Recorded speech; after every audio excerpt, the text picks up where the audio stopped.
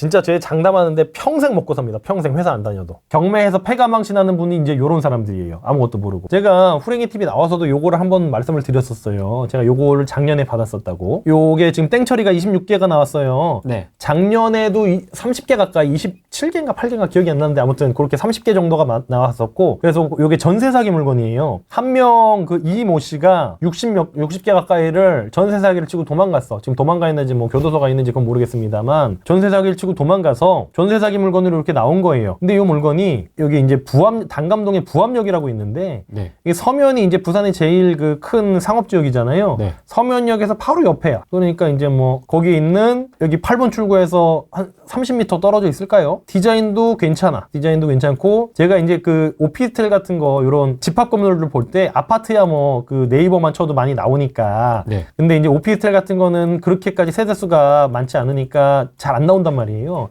얘는 근데 세대수가 많긴 해요. 거의 300세대 되는데 겉에 디자인이 예쁘면요, 안에도 잘 해놨어. 근데 겉에 디자인이 그지 같다. 왜 가끔씩 골목 사이에 한 7, 8층짜리 오피스텔 있잖아요. 이상한 거.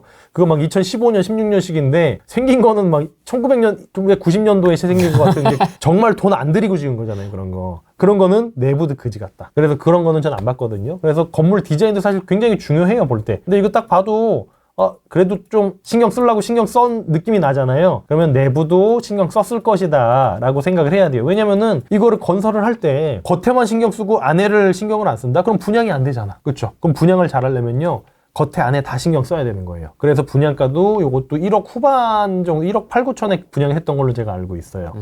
그리고 요것도 신축이기도 하고, 그쵸, 2020년 5월이니까 5년밖에 안 됐으니까 준신축이라고 충분히 볼 수 있겠죠. 그래서 이제 요것들을 요걸 하나 받아왔습니다. 저희 회원분께서 받아오셨고, 요거 이제 뭐 제가 이제 보여드리려고 그러는 게 이거긴 하거든요. 부산 가서 이거랑 제가 부산 가서 또 받은 거 미남역에 있는 거, 이거 두 개 보여드릴 건데, 자, 아무튼 이렇게 해서 이런 거 같은 경우에는요, 대부분이 그 아까 전세 사기라고 말씀을 드렸잖아요. 이렇게 요거는 그나마 월세 보증금 5천이라서 최고 현면제 금액 받아가서 그나마 다행인데, 막 이런 분들 있어요. 그나마 월세이신 분들은 그나마 양반이고, 전세. 이렇게 보세요. 1억 2천에 월세 10만 원.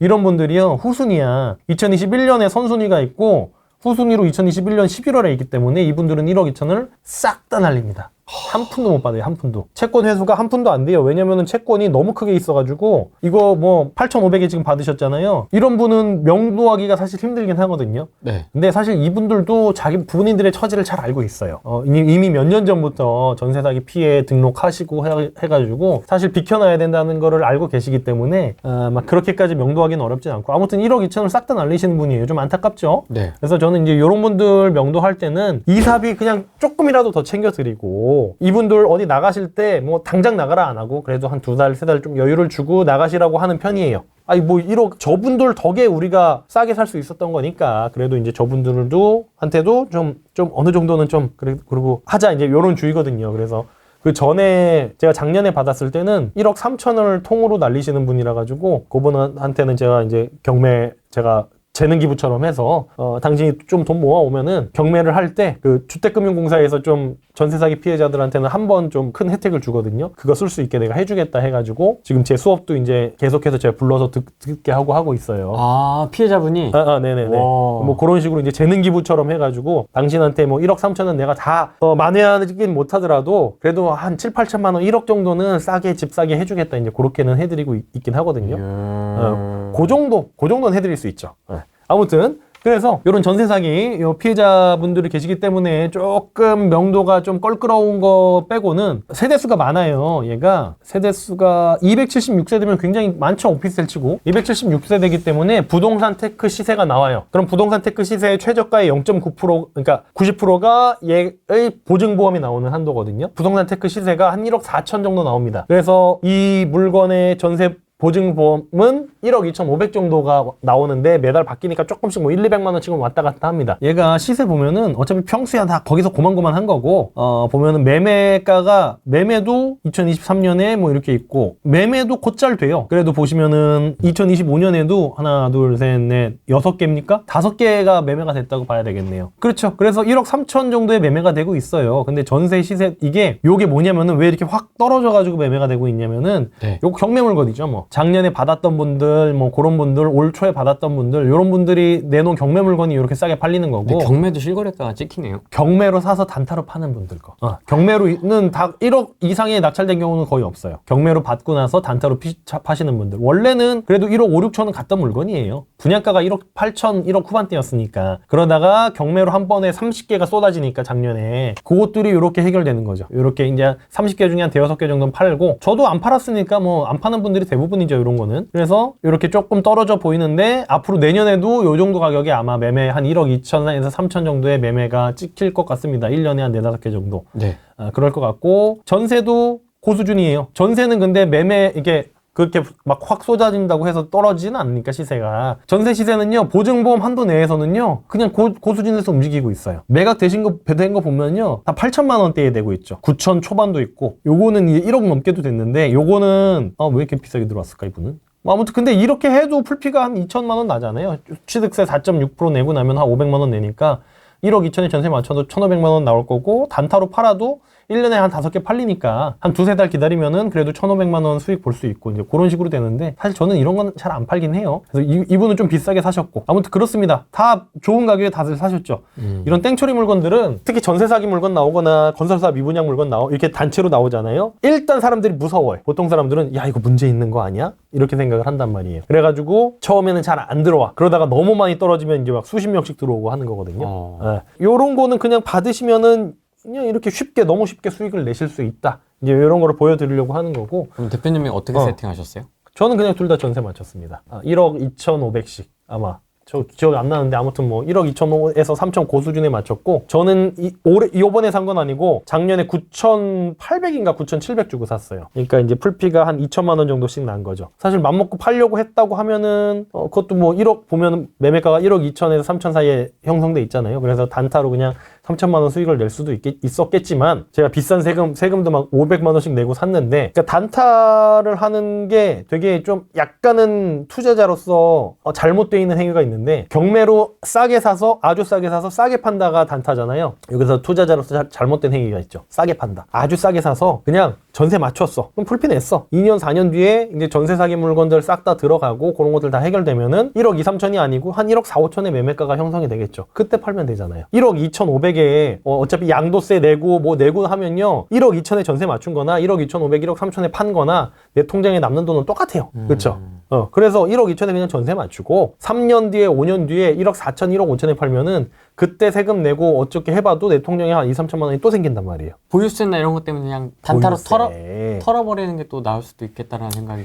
얘가 일단 오피스텔이기 때문에 일단은 주택도 산정이 안 되고, 그러니까 일단 업무용으로 신고를 해놓으면은, 만약에 이게 주택으로 된다고 하더라도, 맥시멈으로 된다고 하더라도 1년에 얘가 종부세가 맥시멈으로 된다고 하면은 공제 다 뺄 거 빼더라도 공시가가 뭐 대충 한 8천만 원 나올 거니까, 그러니까 끽 해봐야 한 150만 원, 200만 원일 거거든요. 근데 그렇게 해봐야 5년 갖고 있어봐야 1,000만 원도 안 들어가요, 종부세가. 맥시멈이라고 봤을 때. 근데 아마 대부분이 다 아직 공제 금액 이하로 다 갖고 계실 거고, 법인을 좀 활용하시면은 또 종부세도 그것도 또 따로, 오피스텔은 일단 업무용이 되니까 그것도 따로 또 하실 수도 있을 것 같고, 뭐 여러 가지로 또 피해가는 방법이 있죠. 그런 거는 이제 세미나 들어가서 들으시면 될 것 같고, 뭐 그렇습니다. 네. 최당 한 2천 정도?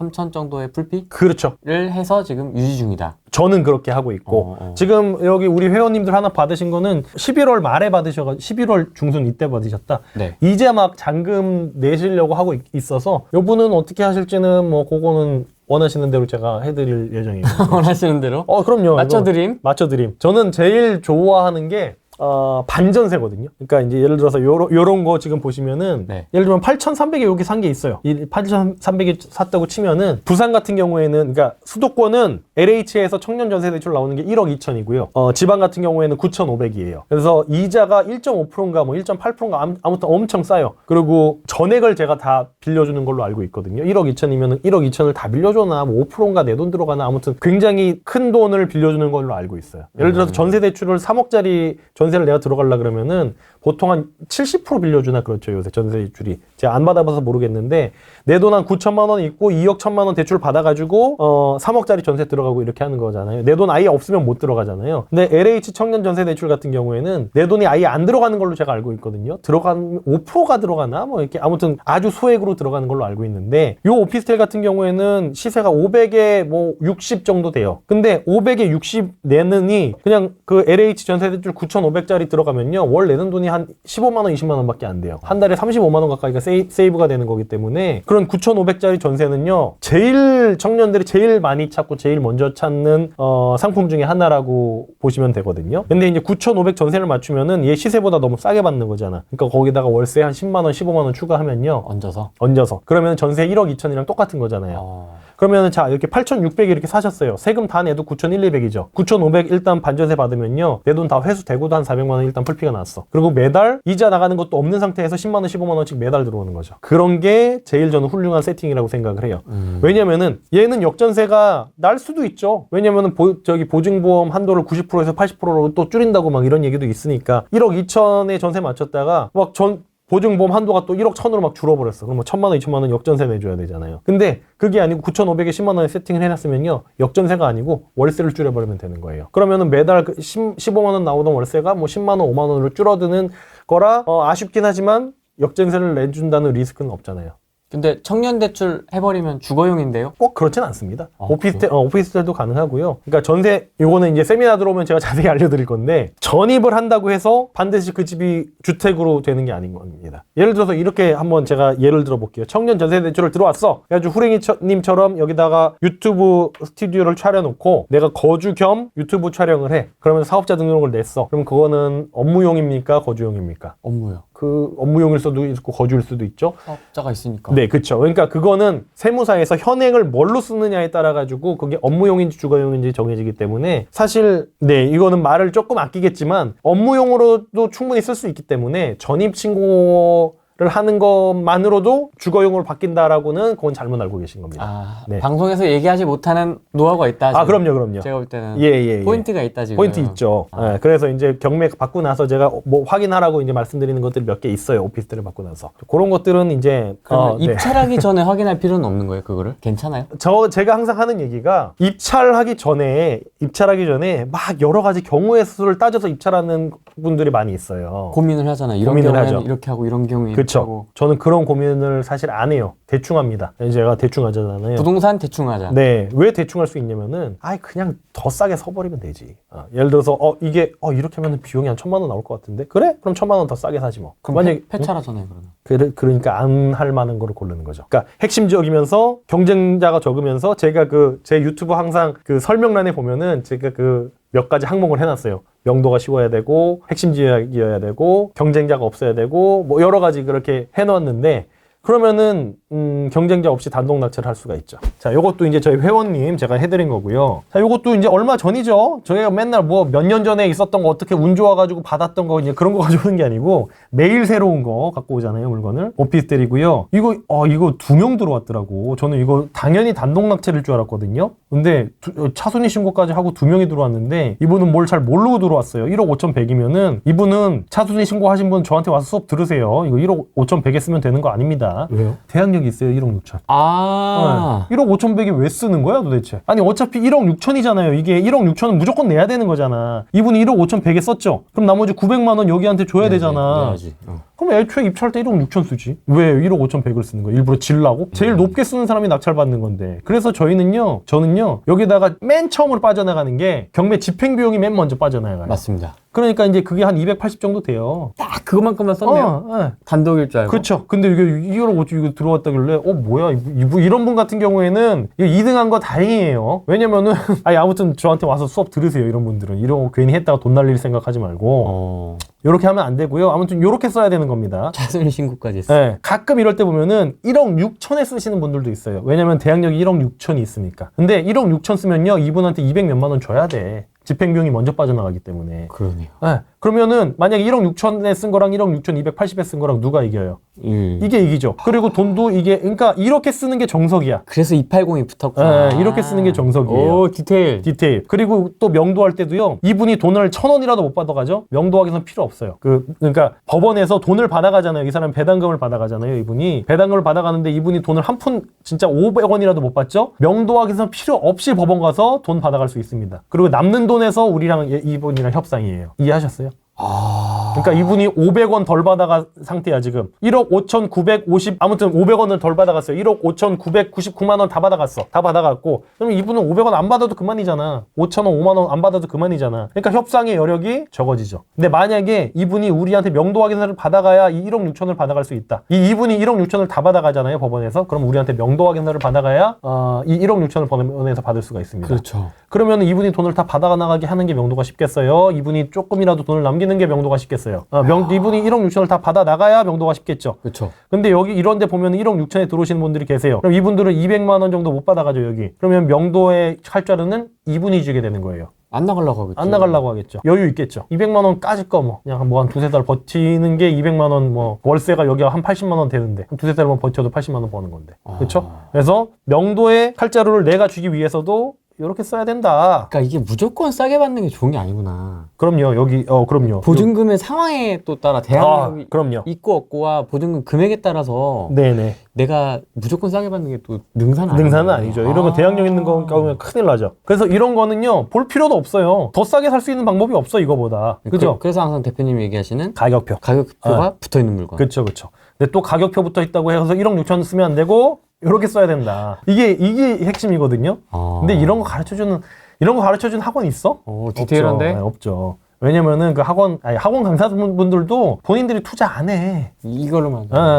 투자를 안 하기 때문에 이런 디테일이 잘 없어요. 그래서 부산에서 막 경매학원 강사 구속되고 막 그랬잖아. 몰랐어요. 그래요? 왜요? 그 돈 수강료 편취해갖고 공투시키고. 돈 띠먹고 막 이래가지고. 공동투자 하지 마세요. 공동투자. 자, 그래서 요걸 한번 봅시다. 이게 창동 라르플레이스인가? 보시면은 위치가요 방학역 있고 그래도 여기 창동이 사람 엄청 많이 살잖아요. 여기다가 노도강이 안 오르지만 사람 살기에는 뭐 그렇게 나쁘진 않아요. 차가 너무 막히는 거 빼고 여기가 길들이 좁아가지고 차가 너무 막히잖아요. 지금 거기에 방학역 근처에 요거 라르플레이스 보면 단지가 형성돼 있죠. 하나 둘 셋 넷 1차까지 하면요 7동 정도예요. 그러니까 사실 아파트 단지라고 봐도 돼. 그리고 이게 304세대인데 1단지까지 합치면은 1단지가 2동이니까 한 400세대 되는 거예요. 아파트라고 봐도 돼요. 네, 근데 물론 이제 재개발, 재건축이 되지는 않겠죠. 용적률이 오피스텔이니까 맥시멈으로 썼을 테니까. 그리고 뭐 여기 초등학교도 있고요. 방두개 화장실 하나이기 때문에 좁긴 하지만 애 한 명 정도는 키울 수 있어요. 방두개 화장실 하나에. 그리고 위치 나쁘지 않죠. 아까 방학역이랑 가까웠고 공원도 있고 그리고 새 거고. 외관 괜찮죠? 나쁘지 않죠? 1억 6천 치고는 괜찮죠? 괜찮죠? 이렇게 되는 거예요. 그래서 이렇게 단지가 형성돼 있으면은 주차도 편하고 관리 사무실도 따로 아마 어딘가 있을 거예요. 보통 요렇게 한 30세대, 50세대 있는 오피스텔 같은 경우에는 관리 사무실이 없고 그냥 외주 업체 쓰거나 하잖아요. 근데 아마 여기는 전문 관리 업체가 있을 거예요. 아마도. 그것까진 제가 안 가봐서 모르겠습니다. 이제 여기도 아직 잔금을 안 냈어요. 며칠 전에 2주 전에 받은 거라 이제 막 허가 결정이 나가지고. 자, 그래서 얘 시세를 한번 볼게요. 평수가 하나밖에 없어서 시세는 보기 편합니다. 시세가요. 매매 거래가 지금 요거가 싸게 매매된 게 하나가 있긴 한데 그래도 다 이런 언저리예요. 2억 언저리예요. 1억 8천 9천. 그래서 1억 6천 정도면은 이거 지금 단타로 팔아도 그래도 한 1,500, 2천은 먹을 수 있는 건데 저는 파는 거 단타는 좋아하지 않는다고 아까 말씀드렸고 전세를 맞출 예정입니다. 와, 전세. 전세는 많죠. 왜냐면 위치가 너무 괜찮잖아. 전세가 매매가랑 그렇게 크게 차이는 안 나요. 한 1,000만 원 정도 차이 나고 있죠. 근데 전세도 1억 8천 정도예요. 보면은 이 층수 낮은 거는 요렇고 층수 좋은 거는 조금 더 올라가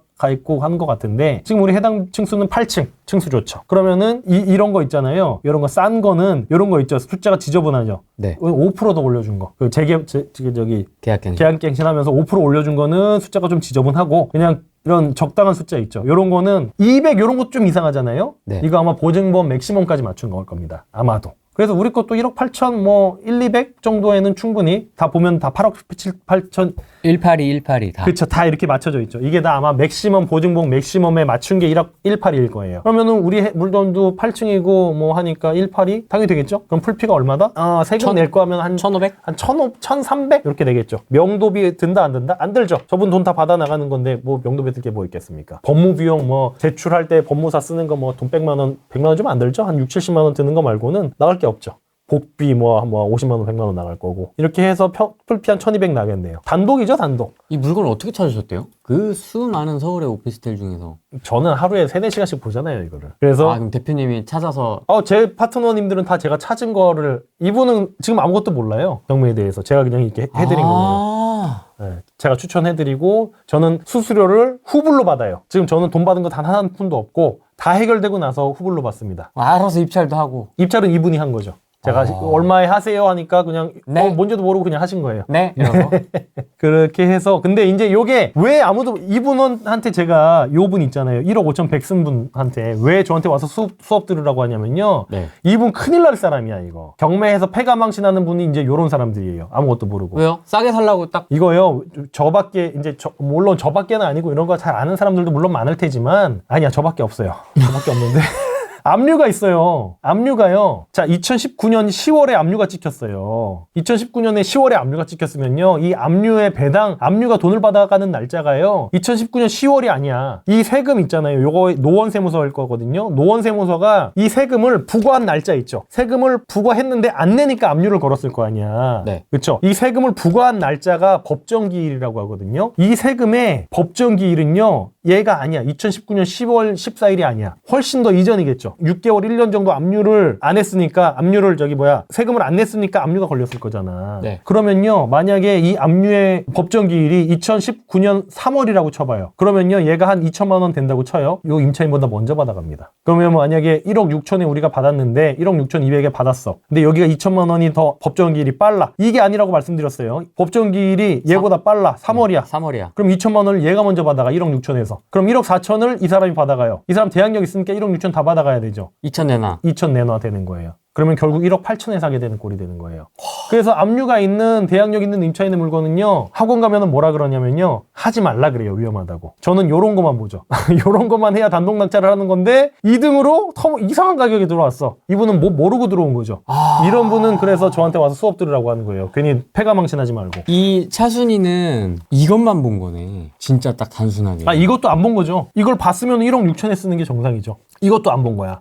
아무 생각 없이 들어온 거예요. 기준점을 그럼 아무 생각 없이 들어온 아예 거예요. 안 잡은 거야? 아무 생각 없이 들어온 거예요. 그러면 2차와 3차 사이 그냥 그렇죠. 때려 썼구나. 그냥 쓴 거예요. 그러니까 이런 분들은 패가망신하는 분이니까 오세요. 누군지 모르겠지만. 그 차수해 신고까지 했잖아. 차수해 신고를 왜 하는 거야? 아무 의미 없는. 그런 디테일이 또. 아. 야, 이 금액 입찰 가격에서 또 이렇게 또. 요 입찰만 봐도 이 사람이 뭘 알고 썼는지, 모르고 썼는지, 그거 다 볼 수가 있죠. 자, 그러면 우리는 요 압류의 법정기일을 요거 3개월밖에 차이가 안 나잖아. 3개월밖에 차이가 안 나잖아요. 우리 임차인의 확정일자랑 네. 압류 날짜랑 3개월밖에 차이가 안 나니까 이 압류의 법정기일이 2019년 6월일 수도 있는 거야. 네. 그럼 우리는 이걸 어떻게 알고 들어갔을까요? 어떻게 확인해요? 여기 공매가 한번 나왔었어. 네. 보면은 요 압류가 이렇게 있고 노원세무서에서 공매를 냈었죠. 공매라는 건 뭐야? 세금 안 내니까 공매. 채권 채무 관계는 경매잖아요. 자, 공매가 여기 나왔던 기록이 있어요. 공매 갑니다. 공매를 가서 이렇게 있습니다. 그래서 여기 싹 이렇게 나옵니다. 여기에 이제 압류의 날짜가 법정기일이 나와요. 여기 자 노원세무서에 법정기일이 나옵니다. 법정기일이 언제야? 7월 25일. 여기 나오는 거 보이시죠? 노원세무서에 압류 날짜가 10월 14일이잖아. 10월 14일이잖아. 그죠? 압류 날짜예요. 법정기일이 언제라고? 2019년 7월 25일. 여기 나와 있죠. 7월 25일 법정기일. 우리 임차인의 확정일자 언제야? 7월 1일. 와. 더 빠르죠. 그러면은 3주밖에 차이 안 나. 그렇죠. 그러면은 요 분이 제일 먼저 받아간다. 그러면은 써도 된다. 그러니까 이제 이거는 저 같은 사람밖에 못 하는 거예요. 초보자들은 절대 접근할 수 없는 물건이고. 근데 이런 분들을 접근하면 안 되는 건데 한 거야. 요 분은 패가망신하기 딱 좋은 분이죠. 여러분이 하면 안 되고. 그래서 만약에 법정기일이 앞섰으면은 배분 요구 채권액 930만 원을 먼저 받아가게 되는 거죠. 만약에 없었으면은. 근데 앞서지 않았으니까 요분이 먼저 받아가니까 이런 거는 안전하게 써도 되는 거다. 그러니까 이런 거는 이제 단독 낙찰인 거죠. 그러면 만약에 예. 법정기일이 지금 이 900만 원이 네네. 법정기일이 훨씬 더 빨랐다면 얼마를 써요? 똑같죠. 그것도 정해져 있잖아요, 가격표가. 이것도 만약에 앞섰다. 그럼 가격표가요, 1억 6천이 아니고 1억 6,930인 거죠. 거기에 한 280 정도 더해서. 그렇죠. 그럼 1억 7천 200인데 그 가격을 썼을 때 괜찮은 가격이다? 그럼 들어가도 되는 거고. 그 가격인데 좀 애매하다. 예를 들어서 1억 7,100에 들어갔어. 그럼 세금 내면은 거의 1억 8천이죠. 매매가가 1억 8천인데 굳이 1억 8천에 사야 되나? 그러면은 안 사죠. 이거까지 확인하고 들어가신 거예요? 그럼요. 이야. 이렇게 하는 겁니다. 이런 거는 재밌다. 이런 거 알고 있으면요, 진짜 제 장담하는데 평생 먹고 삽니다. 평생 회사 안 다녀도. 그렇잖아. 요걸로 지금 풀피만 2천 나는데 남들은 안 들어와. 남들은 안 들어와. 난 알아. 내 거야. 그냥 2천만 원 저기 널려 있는 거야. 가서 2천만 원 주워 오는 거야. 그런 거 1년에 두세 개만 해도 대기업 연봉 나오죠. 쉽죠? 예? 네, 어렵게 생각하면 안 되고, 네, 이렇게 가격 비교해보고. 공부를 하긴 해야 되네. 공부해야죠. 그러니까요. 수업 들어와야 돼. 들어와야 됩니다. 재밌습니다. 재밌죠? 얼마 전에 부산 갔다가 이제 요걸 받아왔습니다. 요걸 받아왔는데 제가 받은 게 요거예요. 705호. 좀 다른 사람들은 싸게 했는데 좀 비싸게 해서 좀 약간 배가 아프긴 한데, 자, 일단 요거 보기 전에 동래 효성 해링턴 플레이스. 메이커입니다. 메이커죠. 네. 자, 요겁니다. 이렇게 그래서 아파트랑 오피스텔이 섞여 있는 거예요. 이런 거 많죠? 그래서 이거 합치면은 한 850세대 정도 되는 건데, 자, 일단 아파트부터 한번 볼게요. 저는 오피스텔을 받았지만 아파트를 보면요, 미남역 바로 앞에. 미남역이면은 좀 오래된 동네긴 해서 동네에서는 조금 빠지는 지역이긴 하죠. 동네에서 메이저 지역은 이제 요쪽이잖아요. 근데 미남역은 조금 빠지긴 하지만 여기 이제 사직 가면은 그래도 아파트 단지 좋은 데 많고 이제 하잖아요. 미남역 그냥 나오자마자 있어요. 나오자마자 9번 출구 역세권이라고 얘기하고도 민망한, 저기 우사인 볼트가 뛰면은 한 10초, 손흥민이 뛰면 한 15초 걸리는 이제 그 정도 거리에 이렇게 있습니다. 괜찮죠?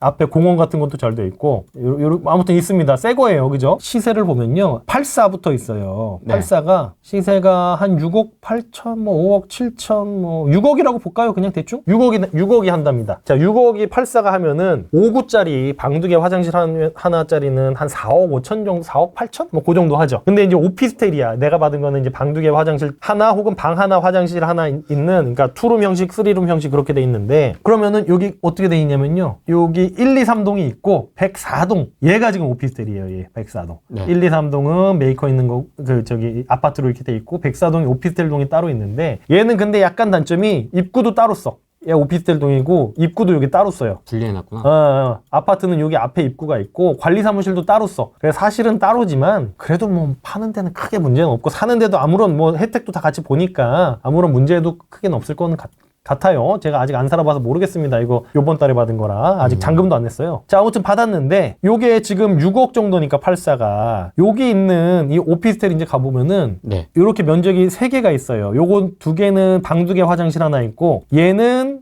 방이 하나가 굉장히 크게 있는 이제 그런 거예요. 실평이 16평 정도 나오는데 전용 5구 정도 이제 방 2개 화장실 하나 이렇게 2개가 있는 거고, 얘는 방 하나. 3개라는데? 잘못된 건가? 예, 잘못된 겁니다.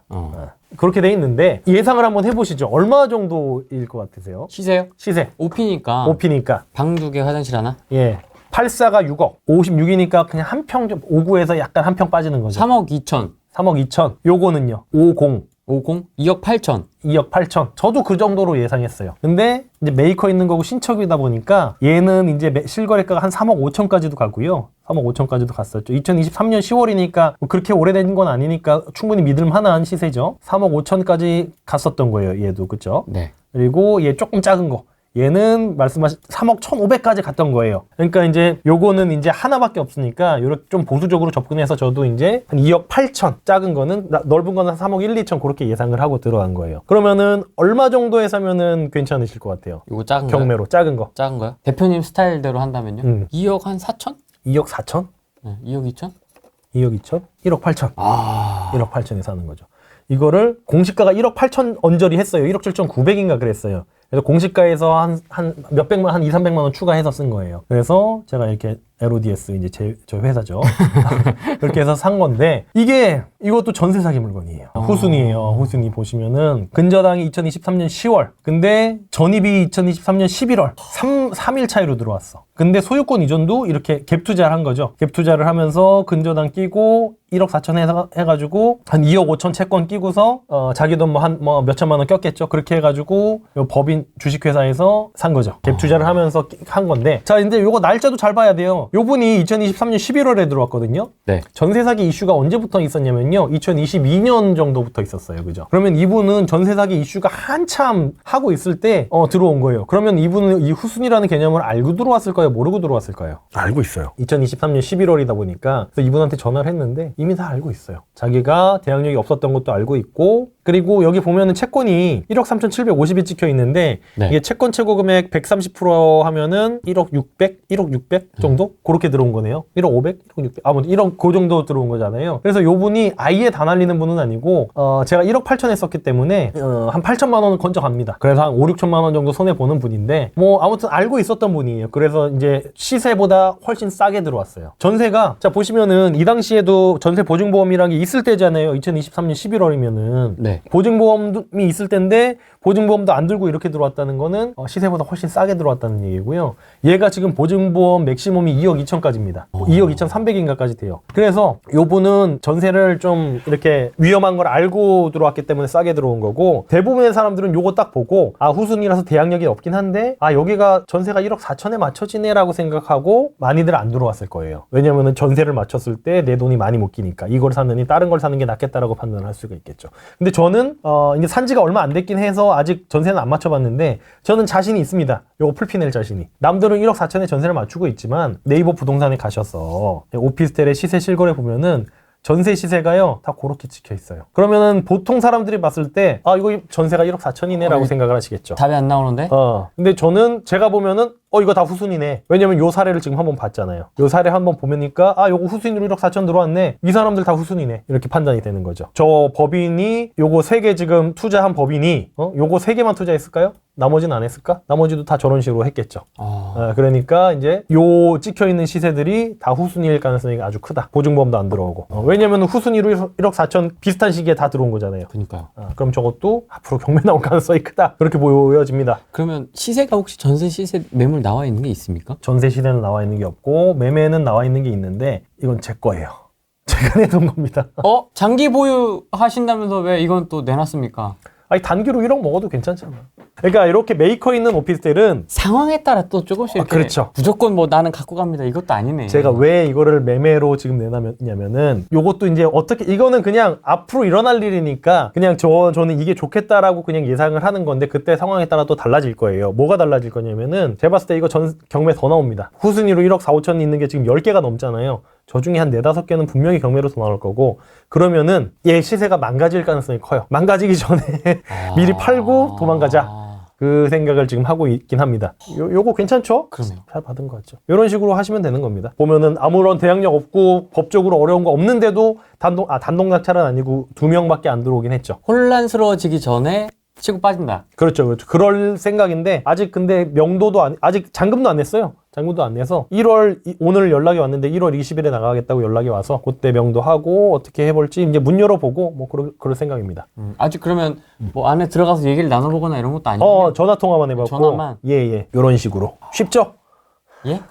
이게 왜 제가 대충 하자냐면요. 싸게 샀잖아요.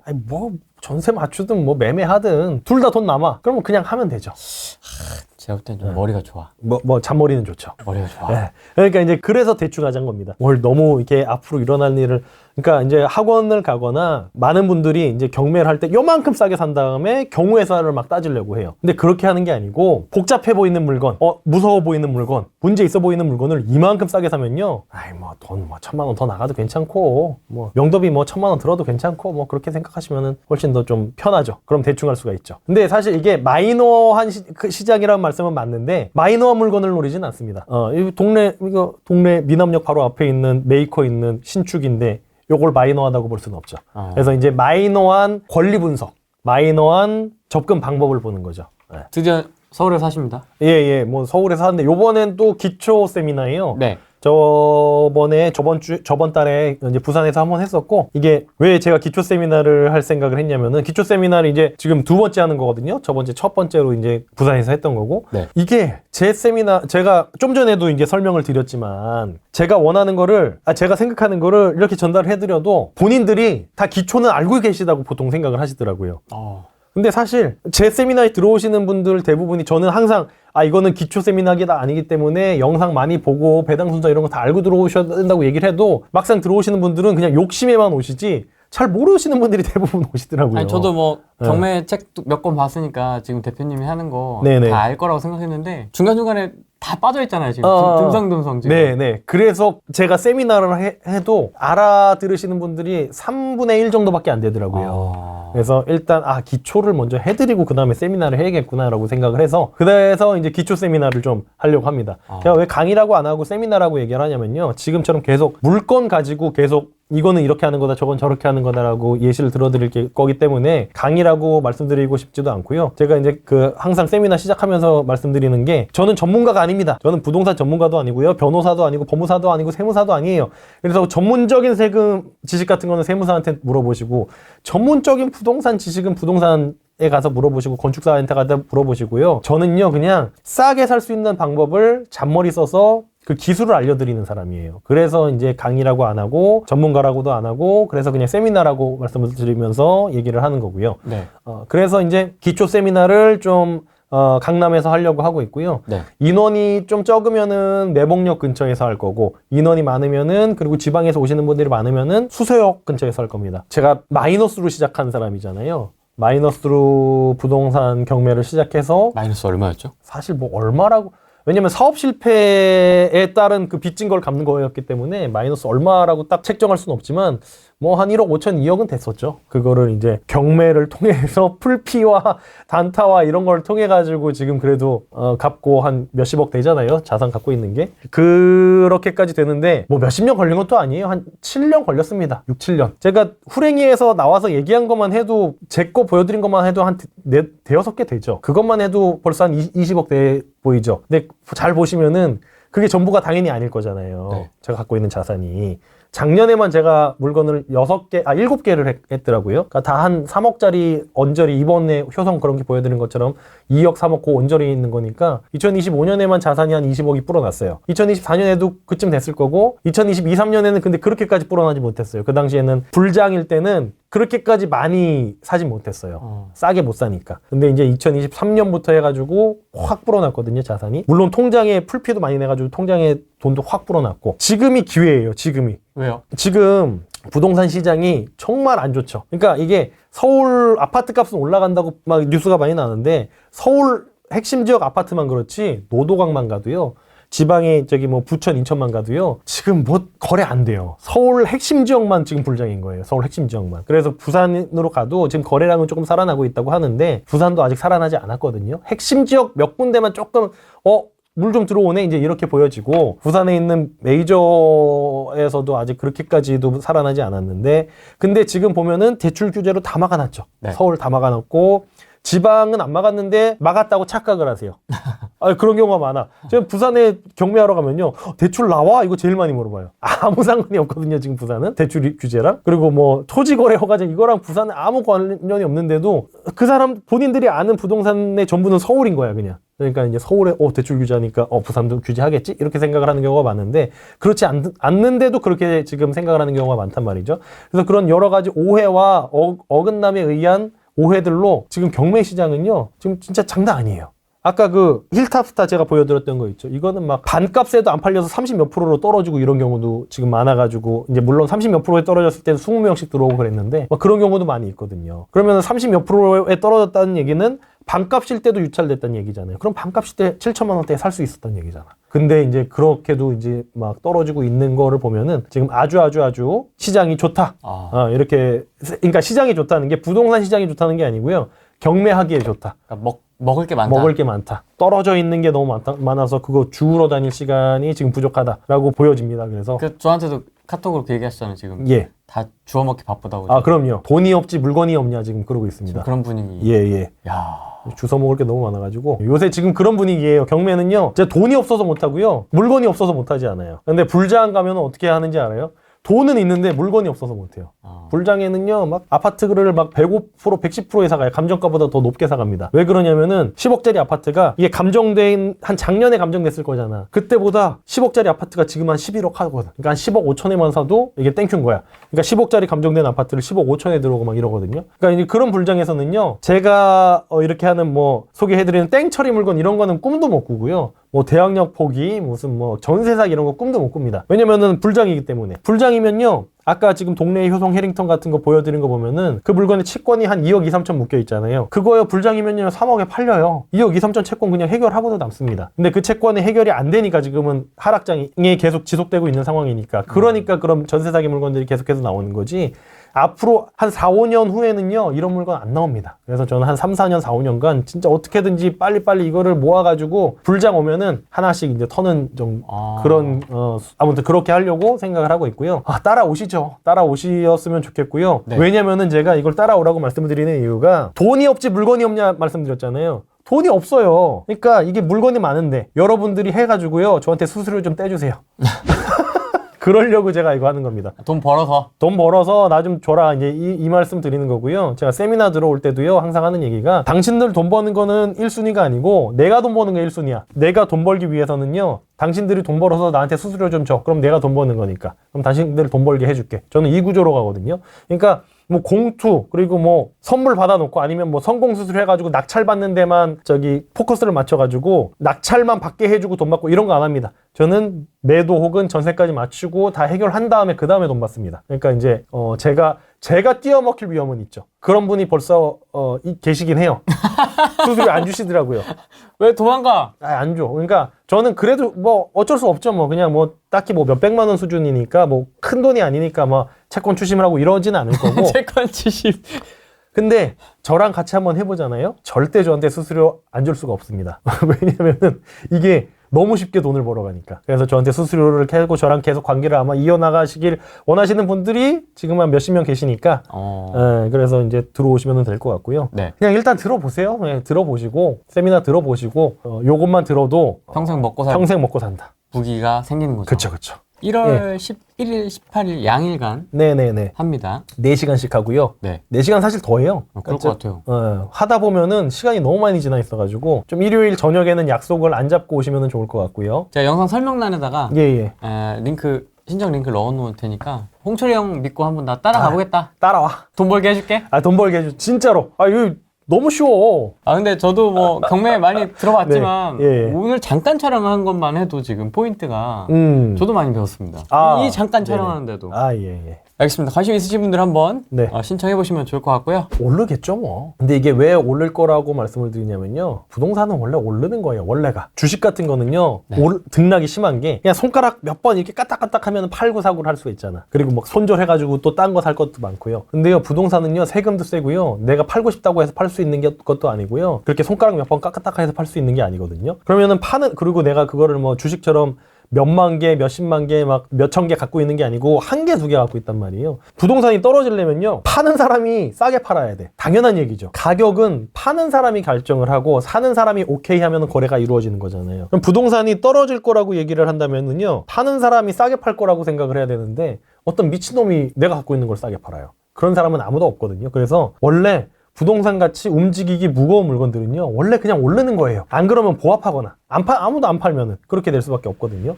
그래서 이걸 부동산 시장을 저는 예측하는 걸 되게 안 좋아해요. 왜냐하면 경매로 애초에 싸게 사서 안전마진을 확보하고 들어가는 사람이기 때문에 안 좋아하지만, 사실 이런 2026년에 부동산이 떨어진다거나 한다고 예측하는 미친 사람은 아마 없을 것 같아요.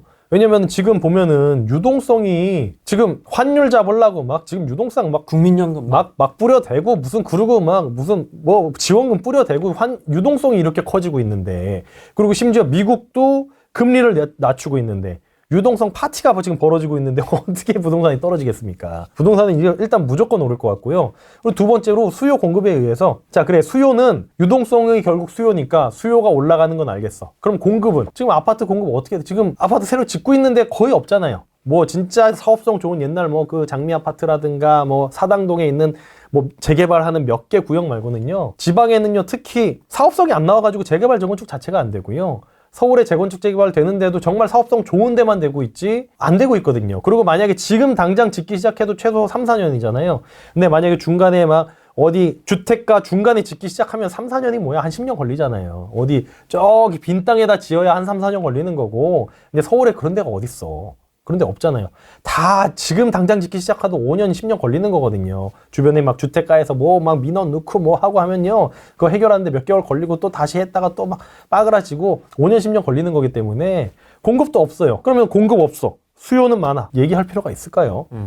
2026년뿐만이 아니고 앞으로 공급은 없어질 거고 지금 당장 공급을 시작한다고 하더라도 2029년, 30년인데 그때까지 공급이 별로 거의 없을 거라는 거는 이미 정해져 있는 사실이고 그리고 미국도 금리를 낮추고 있는데 우리나라도 돈을 풀고 있고 돈도 늘어나. 이거 거의 폭등. 저는 폭등 예상하고 있습니다. 그래가지고 제가 유튜브를 2023년부터 계속 하고 있는데 그때부터 얘기했던 게 약속의 2026년이라고 제가 해놨거든요. 약속의 2026년. 2026년에는요. 그러니까 2023년에는 제가 뭐라고 얘기했냐면은요. 2026년에는요. 떨어지고 있다가도 조금씩 오를 거고요. 만약에 보합인 상태가 유지됐었더라도 2026년에 오를 거고요. 만약에 상승장이었으면 2026년에 폭등할 것이다라고 예측을 해놨어요. 왜 그러냐면은 공급이 그냥 눈에 보이잖아요. 공급이 없는 게 눈에 보이니까. 그리고 2023년에는 고금리 시대였으니까 3년 후에는 금리도 어느 정도 떨어질 게 예상이 되니까 2026년부터는 변곡점이 생길 것이다라고 말씀을 드렸는데 변곡점은 이미 지금부터 사실 시작되고 있는 것 같고요. 그래서 2026년은 뭐 폭등장이 시작될 것 같으니까 안 사신 분들은 빨리 사시고 돈이 없다. 그럼 3천만 원 있다. 3천만 원 가지고 서울에 부동산 투자 못 하잖아요. 대부분의 분들은. 네. 근데 제가 아까 보여드렸잖아요. 하잖아요. 그러니까 이제 이런 것뿐만이 아니고 할 수 있는 게 너무 많으니까 내가 돈이 없으니까 부동산에 관심을 안 가져야지가 아니고요. 돈이 없으니까 경매에 관심을 가져야지라고 생각을 하시고 수업 들어오시면 좋을 것 같고요. 그럼 2026년 경매 시장은 좀 어떨까요? 먼저 움직여요. 아무래도 좀 약간 선행지표 같은 거예요. 그러니까요. 경매 시장이. 그래서 어떻게 움직일지는 좀 정책에 따라 조금씩 바뀌거든요. 그래가지고 10월에 대출 규제 나왔을 때요. 지방은 아무 연관도 없는데 그때 10월에 제가 이제 요번에 이제 동네 효성 그거 받으러 갔을 때도요. 경매 물건이 100개 있는데 경매장에 사람이 한 30명 앉아 있어. 그냥 그 정도로 사람이 없었어요. 초토화. 그러니까 이제 그게 정책에 따라 가지고 경매 시장에 들어오는 사람들은 다 투자자니까 실수요 하는 분들은 경매하는 경우가 잘 없다 보니까 투자자들은 그런 정책에 따라 가지고 많이 움직여서 사실 경매 시장은 제가 예측하기가 조금 쉽지 않습니다. 왜냐면 이번 정부가 문재인 때처럼 그렇게 정책들을 많이 발표할 것 같진 않지만 계속 조금씩 뭐 막 하잖아요. 이상한 거. 그러니까 그거 나올 때마다 좀 계속 바뀔 것 같아서 경매 시장은 예측은 못 하겠지만 그거는 있어요. 대학력 포기라든지 땡처리 물건 같은 거 있잖아요. 그런 거는 더 많이 쏟아질 것이다. 그거 정도는 제가 예측해서 확신해서 말씀드릴 수 있을 것 같습니다. 자, 요것도 이제 땡처리가 나온 거예요. 18개. 요거는 전세 사기, 지금 집주인분께서 건설사를 했나 봐요. 네. 그래가지고 이제 지금 구속돼 있는 상태고 새 거예요. 오피스텔 완전 새 거예요. 완전 새 거. 이렇게 생겼고 더리버스 문지라고 하는 오피스텔이고 완전 새 겁니다. 완전 새 거고 새 겁니다. 뭐 안 살 이유가 없어요. 근데 이제 위치가 문지 효성 해링턴 여기 혹시 아시나요? 아니요, 잘 모르겠어요. 문지동 이게 유성이 워낙 넓으니까 동이 엄청 많잖아요. 전민동 엑스포. 여기 엑스포 아파트 여기 엑스포 위에. 아파트 옆에구나. 엑스포 옆에 여기 새로 생긴 상가 단지 이제 그런 상가 주택 있고 아무튼 여기에 낮에 보면은 요 한전 여기 뭐 이상한 뭐 세트랙 아이 있고 여기 있는 회사원들이 엄청 밥 먹으러 옵니다 여기에.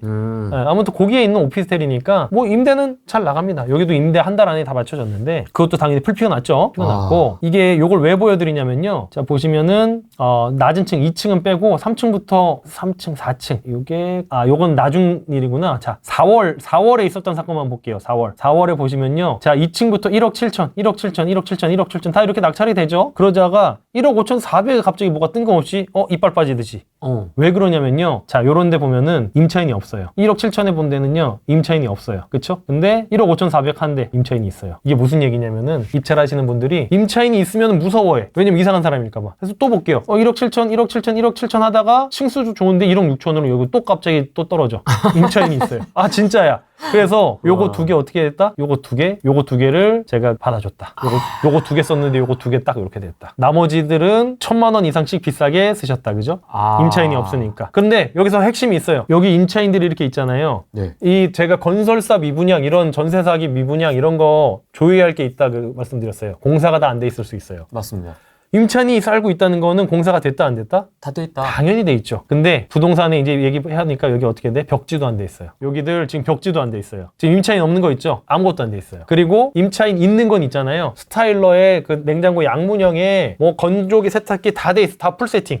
근데 여기 1억 7천에 더 비싸게 쓴 데는 아무것도 안 돼 있다. 임차인이 살고 있다는 얘기는 임차인의 보증금 3천만 원으로다가 그거 세팅해 주는 거예요. 아니 저는 지난달에 그 라인에 따라서 공사가 된 데가 있고 안 된 데가 있다고 들었었잖아요. 근데 여기도 지금 이러네요. 네네네. 그래서 여기 이 친구가 대전에 사는 친구예요. 그래서 여기로 이사를 갔어. 원래 원룸 살다가 일로 이사를 가고 하나는 임대를 맞췄는데 3천에 70. 대출을 1억 3천 얼마에 받아가지고 세금 내고 월세랑 세금 내고 해가지고 목돈은 똔똔이에요. 목돈은 들어간 게 거의 없는데 월 이자가 한 40만 원 나오는데 월세를 70만 원 받으니까 월 30만 원씩 풀피가 나고 있는 거죠. 그래서 하나는 지가 살고 있고 그렇게 보시면 될 것 같고 그래서 이 친구가 들어가고 나서 나머지 호수가 한 달 정도 동안 공사하느라고 인테리어가 안 돼 있으니까 아무것도 안 돼 있으니까 지는 풀 세팅 있는 집에 그냥 들어가 사니까 남들보다 한 달, 두 달 빨리 들어가 살잖아요. 와 이거 그러면 임차인 되어 있는 데를 오히려 더 공략을 하신 거예요? 그럼 그게 핵심이에요. 컨설팅을 할 때. 네네네. 근데 다른 사람들은 그냥 나 없는 거 쉬운 거 해야지 하고 그렇죠. 들어갔는데 돈이 더 들어갔어. 그렇죠. 그러니까 이렇게 보시면 돼요. 등기부등본이 깨끗한 거, 경매지상이 깨끗한 거는요. 그 이후의 일이 더러운 거예요. 근데 경매지가 더러운 거 있죠. 그거는 그 이후의 일이 쉬운 겁니다. 왜냐면은 뭐 우리가 물어줄 돈이 있다? 그거 알고 들어가면 되죠. 유치권 저번에도 말씀드렸죠. 유치권이 있다? 그거 알고 들어가면요. 나 혼자 들어와. 근데 막 다른 사람들보다 막 5천만 원, 7천만 원 싸게 사? 만약에 유치권 해결하고 뭐 하는 돈이 2천만 원이야? 그럼 5천만 원 싸게 사서 2천만 원 드리면은 3천만 원 싸게 사는 거죠. 그런 식으로 생각하면은 아주 스트레스가 줄어듭니다. 그렇게 보시면 될 것 같아요. 요런 집들, 임차인 없는 집들 들어갔다가 문 열었는데 뜨겁겠는데? 시멘트밖에 없어. 그러면은 좀 그렇죠. 벽지도 없어요? 제가 정확하게 못 들었는데 부동산에서 그렇게 얘기를 했어요. 그러니까 이제 손님이 있었는데 부동산에서 당연히 저희 물건부터 해줄 수밖에 없죠. 딴 데는 공사가 아직 안 됐는데 우리 거는 완벽하게 풀 세팅인데 건조기부터 세탁기에 양문형 냉장고에 다 풀 세팅인데 그럼 우리 거부터 나가는 거죠. 아무래도 이렇게 한꺼번에 나왔을 때는 당연히 그렇죠. 그거부터 맞춰주겠지. 그렇죠. 네, 층수도 괜찮고 하니까. 이렇게 하시는 겁니다. 다른 것들 다 봐봐요. 막 1억 7천, 8천 다 그렇죠. 근데 사실상 우리가 1,000만 원, 1,500만 원 싸게 산 것처럼 보이지만 사실은 2천만 원, 3천만 원 싸게 산 거죠. 그러네요. 사실상. 과학단지 그런 동네잖아요. 그러니까 막 드라마틱하게 오르진 않아도 젊은 사람들이 계속 살기 때문에 여기가 뭐 월세가 떨어지거나 일자리가 워낙 많으니까 거기가 월세가 떨어지거나 그럴 일은 없어서 뭐 10년 후에 못해도 뭐 요만큼은 더 남기고 팔 수 있지 않을까 싶죠. 그러니까 드라마틱한 매매가 상승보다는 꾸준한 임차 수요로 그렇죠. 쇼부를 보는. 지금 애초에 월 30이 플러스가 되고 있는데 그리고 목돈은 똔똔 쳐가지고 그리고 월세니까 어차피 3천에 70이라는 월세니까 이게 근저당의 이자는 내려갈 거잖아요. 이제 지금은 되게 고점이니까 이제 지금 거의 5% 가까이 주고 있다고 들었는데 한 3% 후반 4%만 내더라도 월 이자가 40만 원 내는 게 한 35만 원 30만 원 줄어들 거고 70만 원 하던 월세는 인플레이션 맞아가지고 80만 원 90만 원 올라갈 거고 그럼 월 30 플러스 되던 게 월 50, 60 되는 거는 너무 당연한 수순이잖아요. 그러니까 사실 엑시트를 물어볼 필요도 없죠. 엑시트를 왜 해? 월 50, 60이 그냥 나오는데. 그죠? 그렇게 생각을 하시면 될 것 같습니다. 이거 쉽죠. 이런 식으로. 그 결정적인 포인트가 딱 있네. 탁 해서 이거 해야 될 것 같다는 게 있다. 네. 이게 숫자만 보면 돼요. 숫자만. 그리고 앞으로의 어떤 일이 펼쳐질지 대략적인 추측 정도. 그 정도만 보시면 될 것 같아요. 부산 진구에 있는 거고요. 위치 보시면은 부전역. 여기 부전역이 이제 앞으로 개발된다는 얘기가 있죠. KTX가 들어온다는 얘기가 있고. 시민공원 앞이네. 시민공원 바로 앞에 있는. 오피스텔이랑 아파트 섞여 있는 건데요. 아파트는 1200세대. 아파트는 1200세대짜리인데 오피스텔. 그래가지고 총 한 1400세대짜리. 괜찮죠?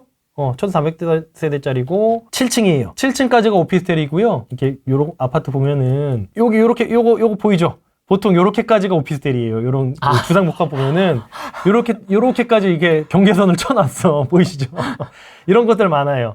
네, 그래서 여기까지 오피스텔이고 그 위로는 아파트인 거예요. 2억 8천짜리를 2억에 샀습니다. 8천만 원 싸게 샀으면 뭐 30%도 넘게 싸게 샀죠? 제가 항상 요거 가격표 써져 있는 거라고 말씀드리잖아요. 네. 요 대항력이 있으니까 2억을 물어줘야 되죠. 그래서 제껴요, 저는. 제끼죠. 네. 이런 거를 봐야 돼요. 이런 거를 보면은 2억 주고 사는데 근데 문제가 요게 있어요. 압류가 있어요. 부산 진구에서요. 부산 광역시 부산 진구에서 이렇게 압류가 있어요. 세금. 세금이죠. 그래서 근저당이 이렇게 있고 그 다음에 여기 이제 주택도시보증공사 2억 500 이렇게 있습니다. 네. 근데 요거는 아마 주택 임차권 요 사람 거 그렇죠. 요 사람 거에 대한 거니까 그냥 어쨌든 그냥 2억에 대한 대항력이 있다. 근데 그냥 2억만 물어주면 되는 게 아니고 얘가 좀 문제예요. 그렇죠. 알 수가 없어요. 알 수가 없죠. 얘 법정 기일이 우리 임차인의 확정일자보다 앞서면은요, 얘가 먼저 받아가는 거예요. 네. 근데 세금을 안 낼 때 종부세는 내는데 재산세는 안 낸다. 말이 안 되죠. 안 내면 둘 다 안 내죠. 네. 뭐 여러 가지 이제 그 소상공인진흥공단에서 가압류가 들어온 거 보면은 사업하시던 분인데 이자를 못 내고 세금을 못 내기 시작한 걸 거예요. 그죠? 그리고 이 집을 살 때는 아마 거의 무피 투자, 이렇게 갭 투자했을 거예요. 2019년이니까. 그래서 2022년에 이렇게 임대를 준 거고 이 사람한테도 돈 못 돌려주고 이 집을 담보로 5천만 원도 빌렸어. 그러니까 사업을 하시던 분인데 사업이 망한 거다라고 보면 될 것 같고. 자, 그래서 2022년 7월에 부산 진구에서 압류가 들어왔어요. 네. 제가 봤을 때 이거 재산세입니다. 이 집에 대한 재산세. 왜 그렇게 생각하냐면요. 2022년 12월에요. 이후네. 죄송해요. 나 이거 세무서인 줄 알았어. 부산 세무서라고 써있는 줄 알았는데 부산 광역시라고 써있네요. 네. 세무서라고 써있으면 국세거든요.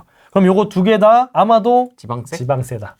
지방세는요. 지방세에서 비싼 거는요. 취득세밖에 없어요. 취득세는요. 근데 이 집을 살 때 냈겠지. 취득세를 안 냈으면 이걸 할 수가 없죠. 그러면은요, 요거 지방세거든요? 지방세는요, 진짜 이거 아무리 비싸봐야 이 사람이 2021년 거 밀리고 2022년 거 밀려써봐야 요거 100만원, 뭐 이거 몇십만원 정도 뭐 그럴 거예요. 그러면은요, 요 압류는요, 얘보다 앞선다, 우리 요 임차인보다 앞선다고 하더라도요, 200~300만원 수준일 거예요. 그래가지고 그냥, 아이 모르겠고, 한 몇백만원 더 써라 해가지고요, 500만원 더 쓴 거예요. 500만원이면은 2억 500만원 썼잖아요, 우리가. 그러면은 요 세금 두 개가요, 500만 원 안쪽으로 다 해결됩니다. 그냥 가정으로. 아직 근데 어제 받은 거라 가지고 아직 저거는 못 봤어요.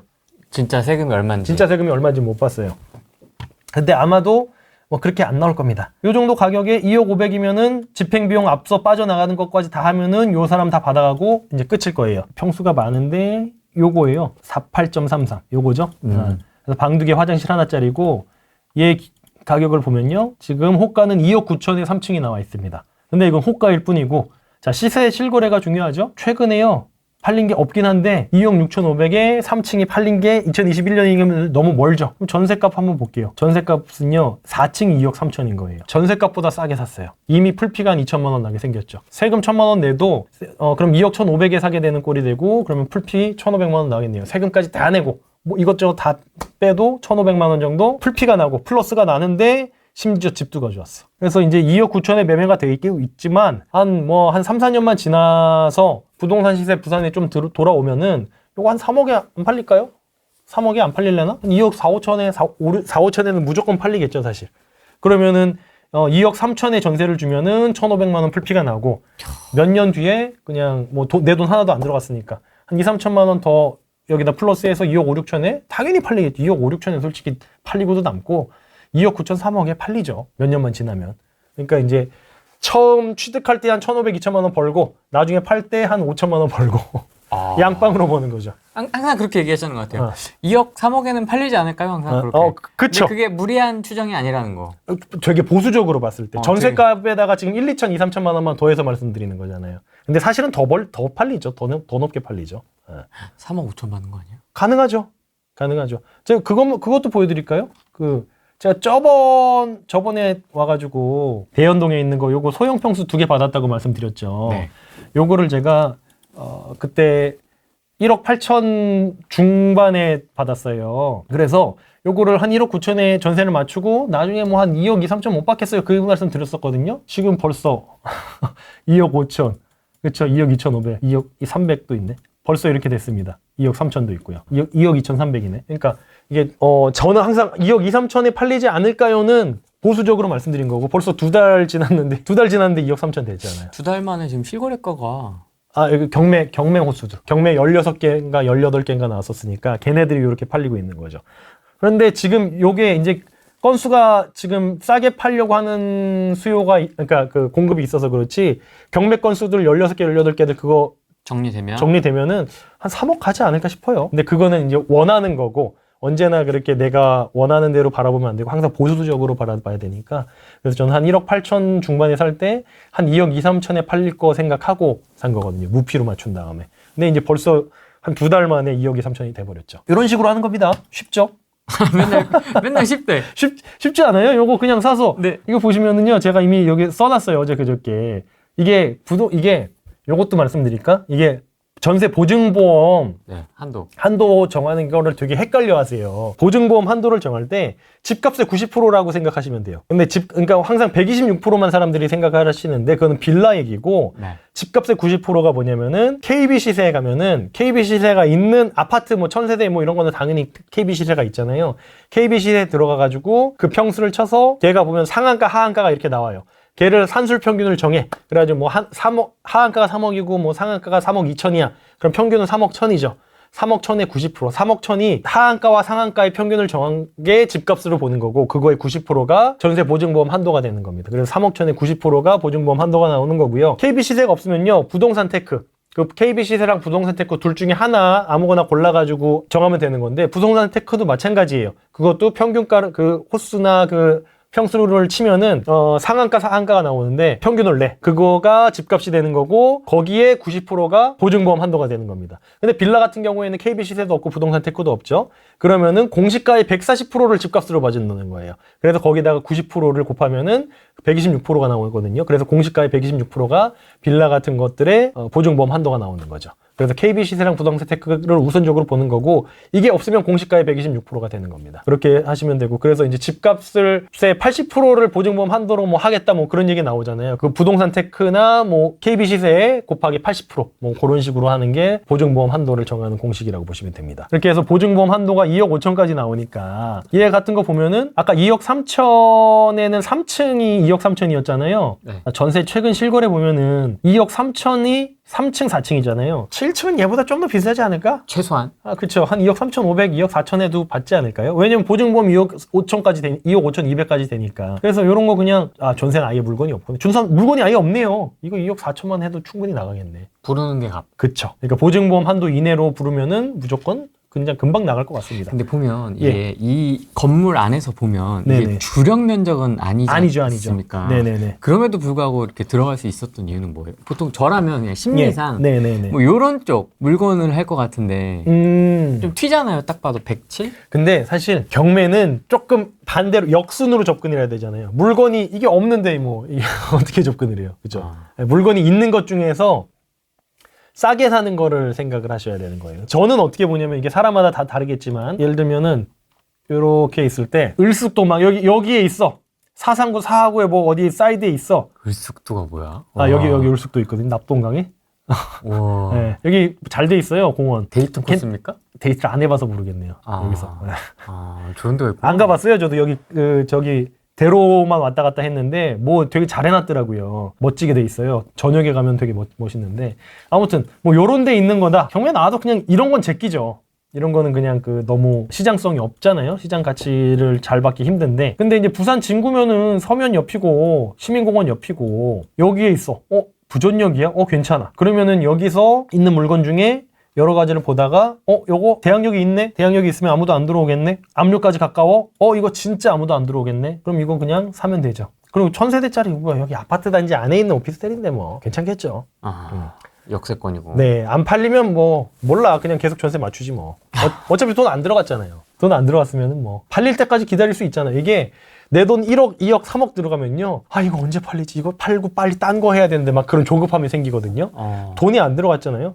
몰라 전세 맞추지 뭐. 이렇게 되는 거예요. 어차피 또 돈 들어왔으니까 네. 또 하면 돼. 또 하면 돼. 어차피 풀피 1,500 났잖아요. 아니 그러면 이것도 주거용, 업무용. 업무용으로 하죠.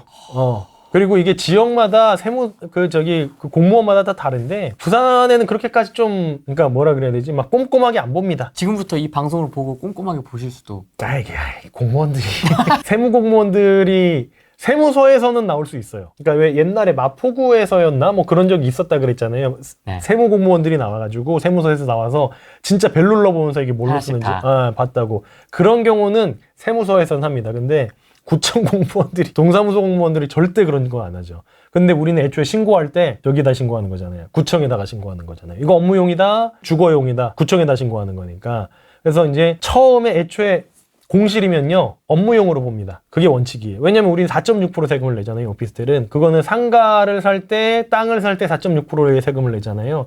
그래서 4.6%의 세금을 내고 샀기 때문에 애초에 공실이면은 애초에 업무용으로 보는 게 원칙이에요. 아, 그래요? 네. 그 전입 기록이나 뭐 이런 걸 보고 추정하는 게 아니고요? 지금 현재 뭘로 쓰고 있느냐가 중요해요.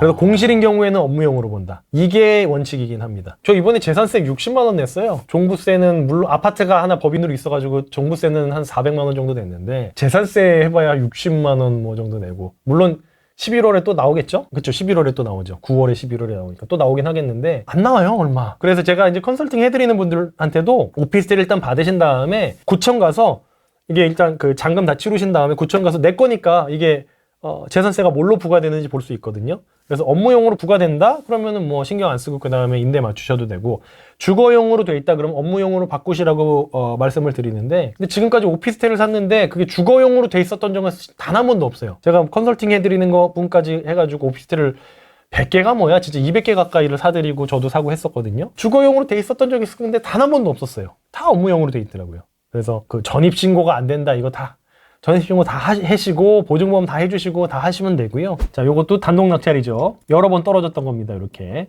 사차까지 떨어진 건데. 네. 왜냐면 대항력이 1억 5,500이 있거든요. 근데 여기는 압류가 있긴 있는데 2022년 8월이니까 그 확정일자가 2021년 1월이니까 1년 반 정도 더 벌어져 있으면은요.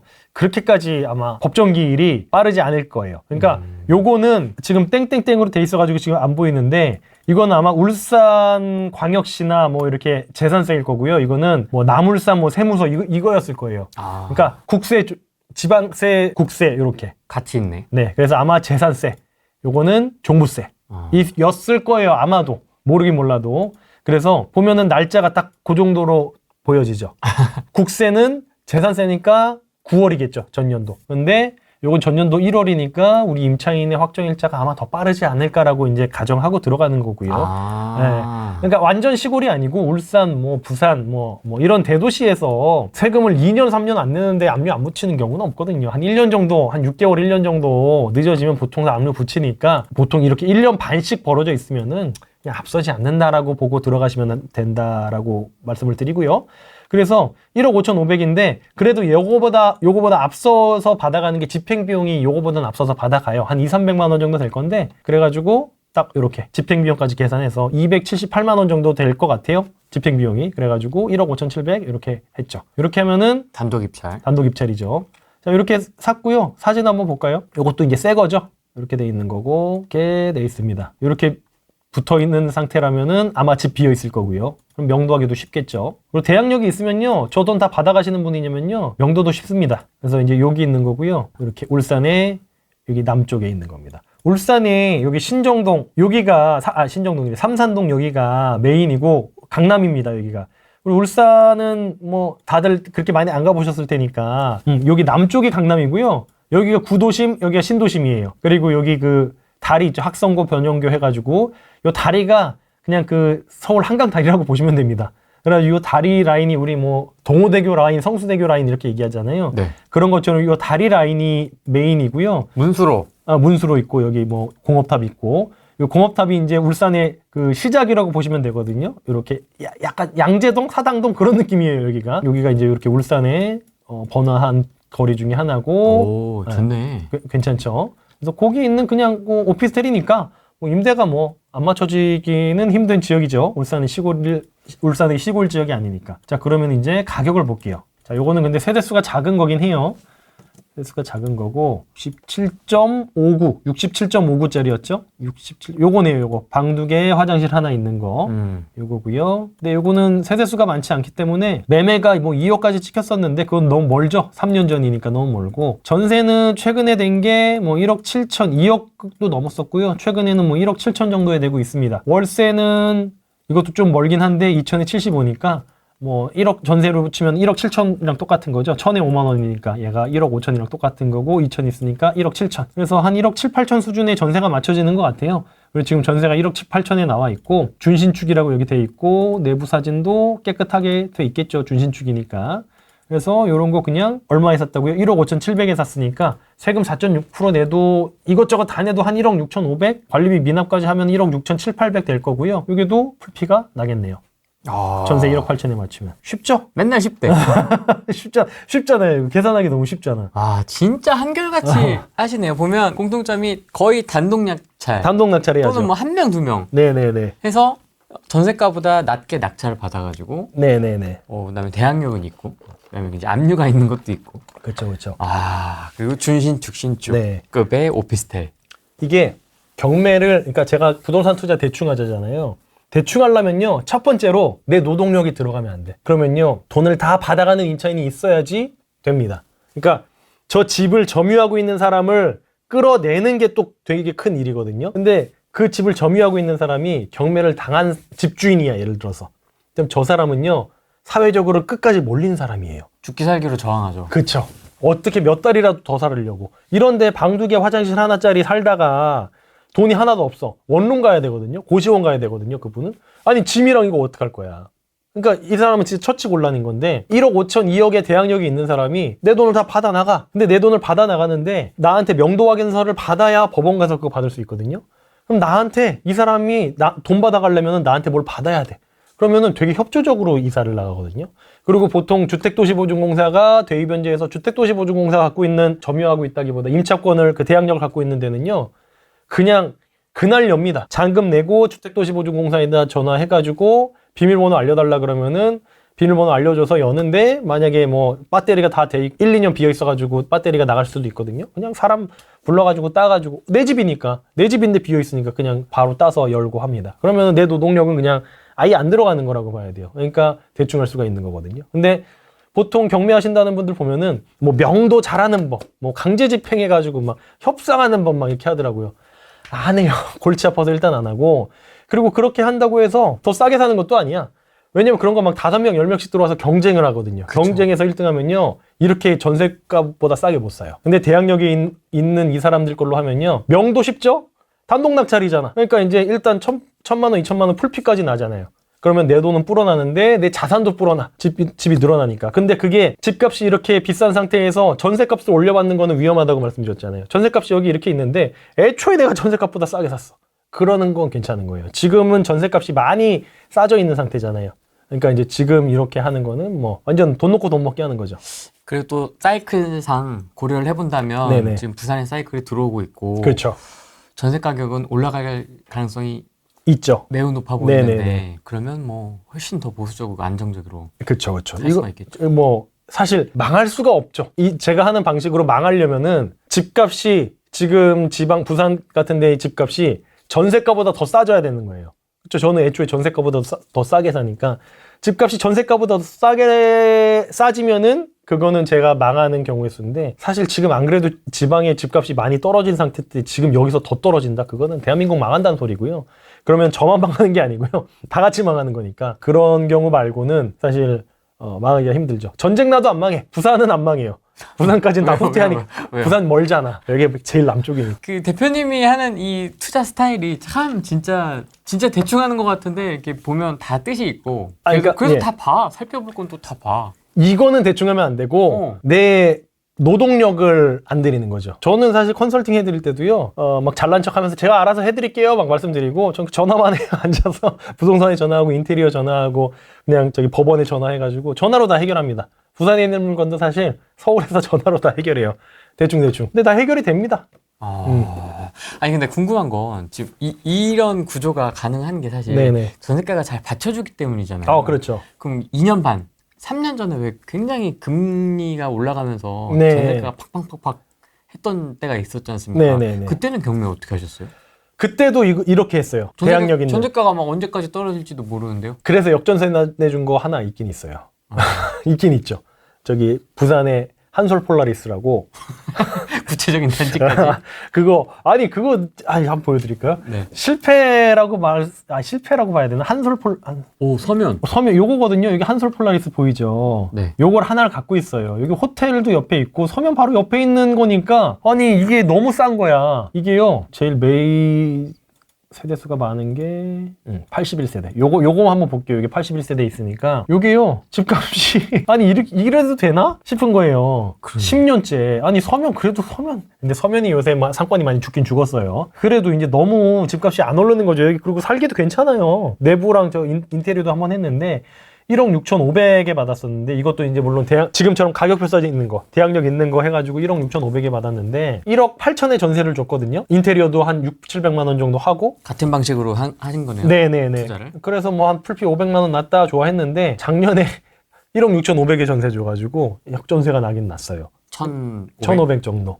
근데 뭐 나머지들은 근데 이제 그 2021년도 2020년도에는 좀 단타 위주로 했었어요. 그 당시에는 근데 단타가 생각보다 이게 스트레스가 엄청 많아요. 단타가 생각보다 집이 팔리는 게 그렇게 쉽지가 않아요. 아무리 불장이라 그래도. 그리고 2021, 2년도에는 말만 불장이었지 거래량은 그렇게 많지 않았거든요. 그러니까 이제 그땐 규제가 한참 있을 때고 사람들이 진짜 다 현금으로 사거나 그럴 때였기 때문에 올라는 가는데 잘 안 팔리더라고요. 그래가지고 단타 위주로 했었고 지금 같은 이런 구조를 갖기 시작한 거는 한 2023년 정도 2023년 때부터 제가 그러니까 유튜브 시작한 게 제 진짜 이거는 좀 자랑스러워하면서 얘기하는 게 뭐냐면은 2023년 한 2월 3월에 제가 유튜브를 시작했어요. 그때 유튜브를 시작하면서 더 이상 떨어질 수 없다였거든요. 그러면서 이제 유튜브를 시작한 건데 그 당시가 제일 2022년 말부터 2023년 초가 제일 밑바닥이었잖아요. 맞습니다. 1월, 네. 23년 1월. 네네네.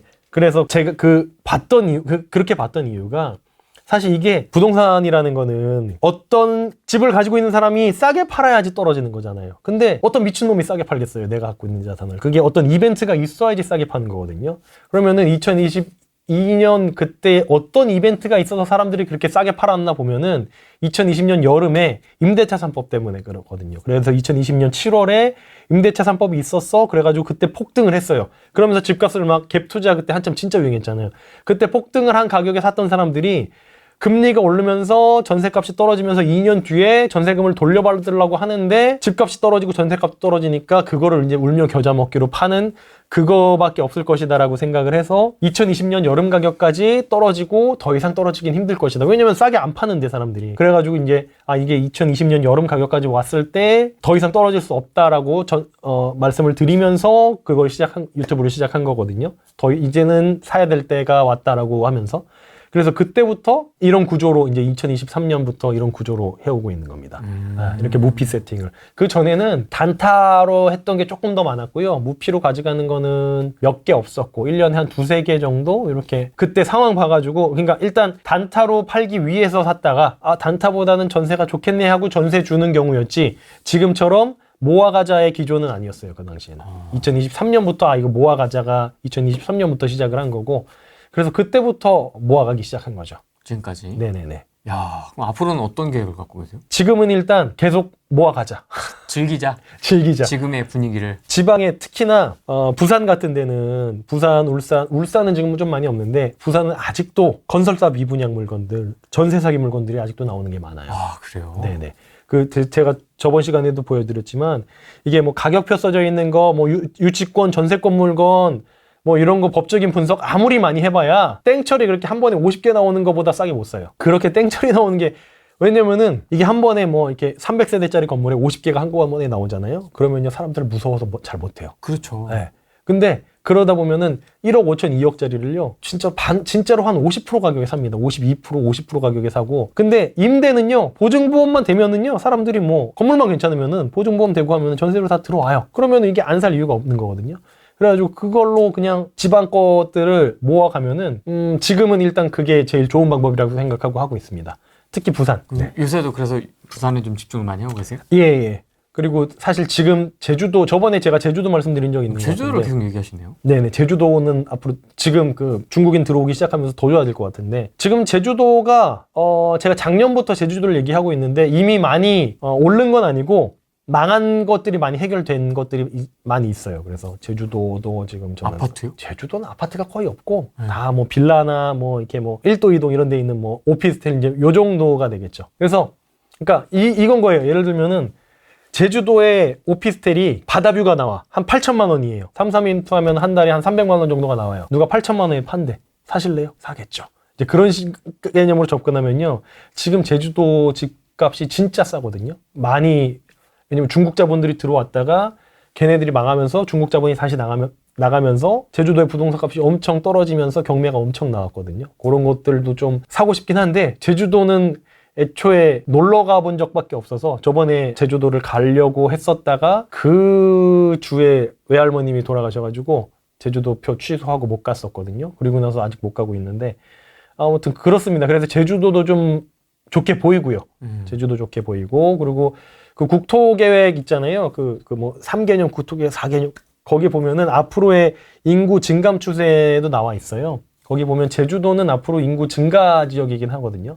그러니까 그럴 수밖에 없는 게 관광객을 계속해서 유치하고 하면은 제주도는 특히 중국인들이 많이 들어오면은 거기가 중국인들이 많이 들어와서 좋다 나쁘다를 떠나서 부동산 값은 당연히 오를 거니까 인구도 많이 늘어날 거고 그래서 제주도는 저는 좋게 보고 있습니다. 기저에 깔려있는 그 명제 자체가 다시 잘못됐어요.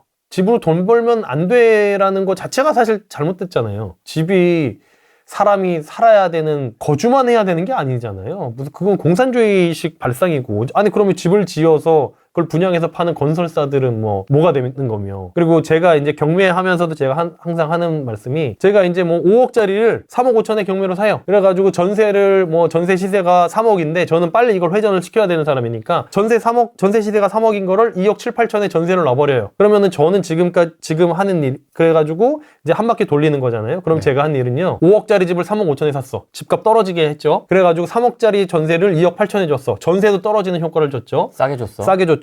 그리고 경매 때문에 집이 비어 있었고 그 음지로 들어가 있던 집을 양성화했어. 그럼 집을 하나 또 공급을 했죠. 제가 지금까지 한 일 중에 집값을 올린다거나 투기적인 행동을 한 게 단 하나도 없어요. 근데 투기권 소리를 어디 가면 맨날 듣거든요. 경매 베이스인데도요? 그럼요. 댓글에도 달려있더만 저분 투기 하시는 분 아닌가 이러면서 프레이님 댓글에도 저 나오면은 투기 소리 많이 달리던데요. 근데 제가 한 행동 중에 단 하나도 집값을 올리거나 누군가에게 마이너스를 끼친 게 하나도 없어요. 그죠? 그러네요. 네, 집을 싸게 해서 집값 떨어지게 만들었죠. 싸게 공급했죠. 음지로 썩어가고 있는 집을 양지로 해가지고 그거를 집을 하나 더 공급을 했죠. 채무관계 정리했죠. 세금도 냈죠. 여기서 저는 세금만 1년에 내가 얼마를 내는데 지금 취득세만 해도 거의 1억을 넘게 내고 있는데 작년 재작년 해가지고 오피스텔만 해도 그렇잖아요. 세금 4.6%면은 그러니까. 20억 원 한 4-5개만 해도 1억이에요 취득세가. 근데 이미 아무튼 그걸 얘기를 떠나서 나는 지금까지 한 일 중에 다 대한민국에 긍정적인 효과를 일으키는 일밖에 하지 않았어요. 근데 투기적인 일을 한다고 얘기를 한단 말이에요. 그리고 저는 집을 상품으로 보니까 그런 일을 할 수 있는 거예요. 집은 거주하는 게 아니고 상품으로 보니까. 그러니까 이게 집으로 돈을 벌 수 있다는 게 잘못됐다라는 명제를 가지고 가면은 지금 이런 말도 안 되는 일을 발생을 하는 거예요. 아니 60 넘어가지고 열심히 일을 해가지고 재테크도 열심히 일해서 집을 3채 4채를 가졌어. 칭찬받아야죠. 그걸 왜 욕하고 있어. 근데 그걸로 돈 벌면 안 된다는 개념이 개입되니까 이제 그게 욕을 먹고 있는 거죠. 그러니까 지금 여러분들 아까도 얘기했지만 속기 위해서 태어난 사람들 같다고 얘기하는 게 이런 명제에 속고 있는 거야. 집으로 돈 벌면 안 된다는 명제가 마치 그게 정의롭게 들리거든요. 근데 그런데 속고 있는 거야. 네. 그렇게 그걸로 돈 벌면 안 되는 게 정의였으면요, 옛날 6.25 끝나고 나서 막 일본식 가옥 있고 막 초가집 있고 막 기와집 있고 아직도 서울 그렇게 돼 있어야 돼. 그게 누군가가 그러니까 집을 지어가지고 그걸로 팔려고 하는 욕심 때문에 서울이 이렇게 발전하고 아파트가 생겨나고 양질의 주택이 생겨난 거잖아요. 그거를 왜 부정하려고 하냐는 거죠. 그런 이득이 생기니까 그렇게 집도 가꾸고 리모델링도 하고 재개발도 하고. 그럼요. 부시고 짓고. 그럼요. 그런 거죠. 사실. 이득이, 그래가지고 이제 재건축 재개발도 건설사가 이득이 나게 해줘야지 재개발 재건축이 되는 거잖아요. 근데 건설사 이득은 막아놓고 나라에서 공공으로 하겠다. 여기를 뭐죠 그거? 오세훈 아저씨가 해놓은 거? 빠르게 하는 거 있잖아요. 신통계획이? 신통 해놓으면 뭐해, 건설사가 안 하는데. 그러니까 물론 이제 장미 아파트 같이 그렇게 워낙에 사업성이 좋은 거는 하죠. 그런데 이제 사업성이 좋은 데는요, 이미 동네가 좋은 데야. 동네가 안 좋은 데도 사업성이 좋게 만들어줘야 거기 건설사가 들어가가지고 새 집을 지을 거 아니야. 그러면은 건설사가 이득을 보게 해줘야지 새 집을 짓겠죠. 근데 이제 자꾸 이런 좀 속지지 마세요. 이게 집은 원래 돈 벌려고 하는 거야. 집이든 주식이든 내가 열심히 밥 지어가지고 사람들한테 배고픔을 없애려고 식당 하나? 돈 벌려고 식당하죠? 집 짓는 것도 마찬가지고요. 경매하는 것도 마찬가지입니다. 내가 이걸로 돈 벌려고. 근데 왜 집은 그렇게 항상 투기란 얘기가 붙을까요? 주식은 주식 투기 이런 말 안 쓰잖아요. 배 아파서 그래, 이 새끼들. 지들이 없으니까. 난 강남 사람들이 투기란 얘기 쓰는 거 한 번도 못 들어봤어. 그니까요. 네, 근데 저기 가면은 다 투기래. 저기 어디요? 얘기 안 할래요. 서쪽 막 이런 데 있어. 어디 서쪽이라고는 얘기 안 했어. 그런 데 가면은 다 투기래. 그러니까 이게 되게 희한한 게 집만 아무튼 3개 이상만 갖고 있으면 다들 막 네. 부들부들 떨어. 막. 그러니까요. 나쁜 놈이래. 나쁜 놈이래. 근데 어디 가서 이제 사적인 자리에 가가지고 저 집 많다 그러잖아요. 부러워해. 근데 댓글로는 인터넷에서는 세 채만 있어도 나쁜 놈이래. 맞아요. 네. 저 때려 죽일 놈. 때려 죽일 놈 하고서 만나면은 때려 죽일 놈이 아니고 어떻게 했어? 저는 웬만하면은 다 제가 밥을 사잖아요. 제가 아무래도 많이 남들보다 버니까. 아유, 잘 먹었습니다. 그런 데니까 때려 죽일 놈 하다가 만나면은 친해지고 싶은 놈 되나 봐. 참 희한해. 희한해요. 네, 희한해요. 재화죠, 재화. 재화죠. 집은 돈 주고 사는 거지. 이걸 뭘 누가 공짜로 줘. 북한 가야지 그러면은. 북한 가면 공짜로 주니까. 네. 네, 연탄 떼는 집 주잖아. 연탄 떼는 집. 아직도 평양에도 연탄 떼는 집들은 많대요. 탈북자들 얘기 들어보면은 네. 뭐 저기 평양에나 그러고 연탄 떼는 집이 있지. 다른 데 뭐 신의주 이런 데 가면요. 장작. 아직도 장작되고 지금 장작도 다 태웠대 이제. 민둥산이야, 민둥산. 장작 태울 것도 없다 그러더라고요. 여러분 일단 속지 마시고요. 네. 집은 돈 주고 사고 파는 겁니다. 집은 사는 게 아니고 사는 것이다. 뭐 헛소리 하는데 집은 돈 주고 사는 거고요. 집으로 돈 사서 돈 버는 거고요. 집으로 돈 벌면 안 된다는 그 명제에 속지 마세요. 제가 이제 수업할 때도 보면은 그 얘기들을 해요. 이거 해서 종부세 맞고 이거 나라에서 이거 못하게 하는 거 아니야? 뭐 이렇게 얘기를 해. 나라에서 못하게 하는 건 없어요. 세금을 더 때릴 뿐이지. 그래서 그 세금을 안 내면은 추징금을 때릴 뿐이지 못하게 하는 건 없습니다. 우리 아직 자유민주주의 국가예요. 그렇게 안 보이지만 그렇게 그래서 돈 주고 사고 팔 수 있는 거니까. 네. 세금이 비싼 거예요. 근데 그 세금까지도 내고 나서도 수익을 볼 수 있다? 그러면 사면 되는 거예요. 그래서 제가 요새 이제 그 대출 규제 10월 15일인가요? 네. 10월 10일인가? 15일이죠. 15일. 15일에 나오고 나서 제가 가만 생각해보고 한 2, 3주 동안 동향을 봤는데 야, 이거 여기서 지금 먹을 거 있겠다 싶은 게 있어가지고 이제 그거 소개시켜드리려고 좋습니다. 왔습니다. 네. 그래서 한번 볼게요. 네. 경매 사이트를 가보시면은 네.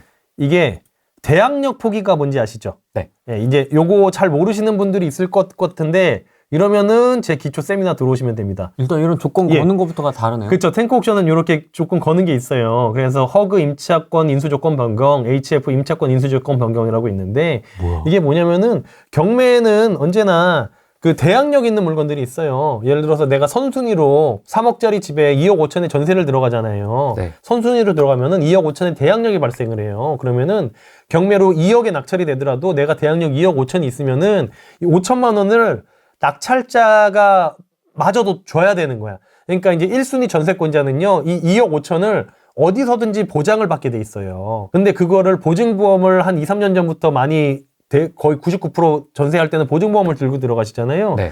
그래서 이 2억 5천에 대한 보증보험을 갖고 있는 게 이제 그 서울이나 이제 그 허그나 HF에서 갖고 있잖아요. 서울보증보험이나 이제 주택도시보증공사에서 갖고 있는데 요거를 얘네들이 2억 5천에 그러면은 2억 5천의 대항력이 있는 물건은요. 네. 2억 5천 1,000만 원에 팔린다고 하더라도 2억 4천을 물어줘야 되기 때문에 2억 5천짜리는 그냥 2억 5천의 가격표가 써 있는 거예요. 대표님이 얘기하시는 네. 가격표가 붙어 있는 물건. 그렇죠. 근데 이제 이게 2억 5천이 좀 비싸다고 생각하면 아무도 안 살 거잖아요. 그러면은 이제 HF나 허그에서 요 대항력을 나는 그냥 우선적으로 받아가는 권리만 살려놓고 2억 5천에 대한 대항력은 포기하겠다. 그러니까 이제 뭐 1억 8천에 팔리더라도 나는 1억 8천만 받아가겠다. 이제 이렇게 대항력 포기 물건들이 있어요.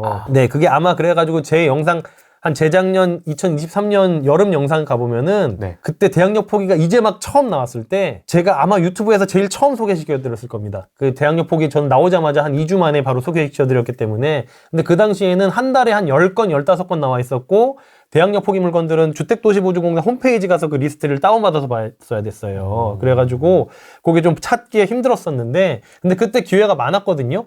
근데 그때 내가 못 산 거를 후회를 많이 하고 있었어요. 왜냐면은 이게 3억짜리 물건은 1억 3천에 사고 막 이랬거든요. 뭐 서울에 강서구에 있는 뭐 은평구에 있는 빌라들은 다들 사면 안 된다고 생각을 하고 있잖아요. 저도 제값 주고는 안 사죠. 근데 경매로 반값보다 더 이하에 막 반값에 사버리면은 그거는 괜찮을 수가 있는 거거든요.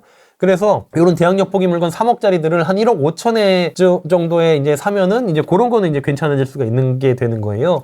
3억짜리 3억에는 저도 안 사죠, 그거는. 이제 그래서 이제 이런 대항력 포기에서 기회를 보는데, 자, 이게 전 서울이 토지거래 허가구역으로 묶였고요. 규제지역으로 묶였어요. 맞습니다. 그러면은 상식적으로 일반 사람들은요. 강서구에 있는 빌라를 산다고 했을 때 강서구에 있는 빌라를 사려고 할까요? 강남구에 있는 빌라를 사려고 할까요? 조건이 이제 똑같아. 당연히 강남구 가요. 맞습니다. 강서구에 빌라는 사려고 해, 안 해?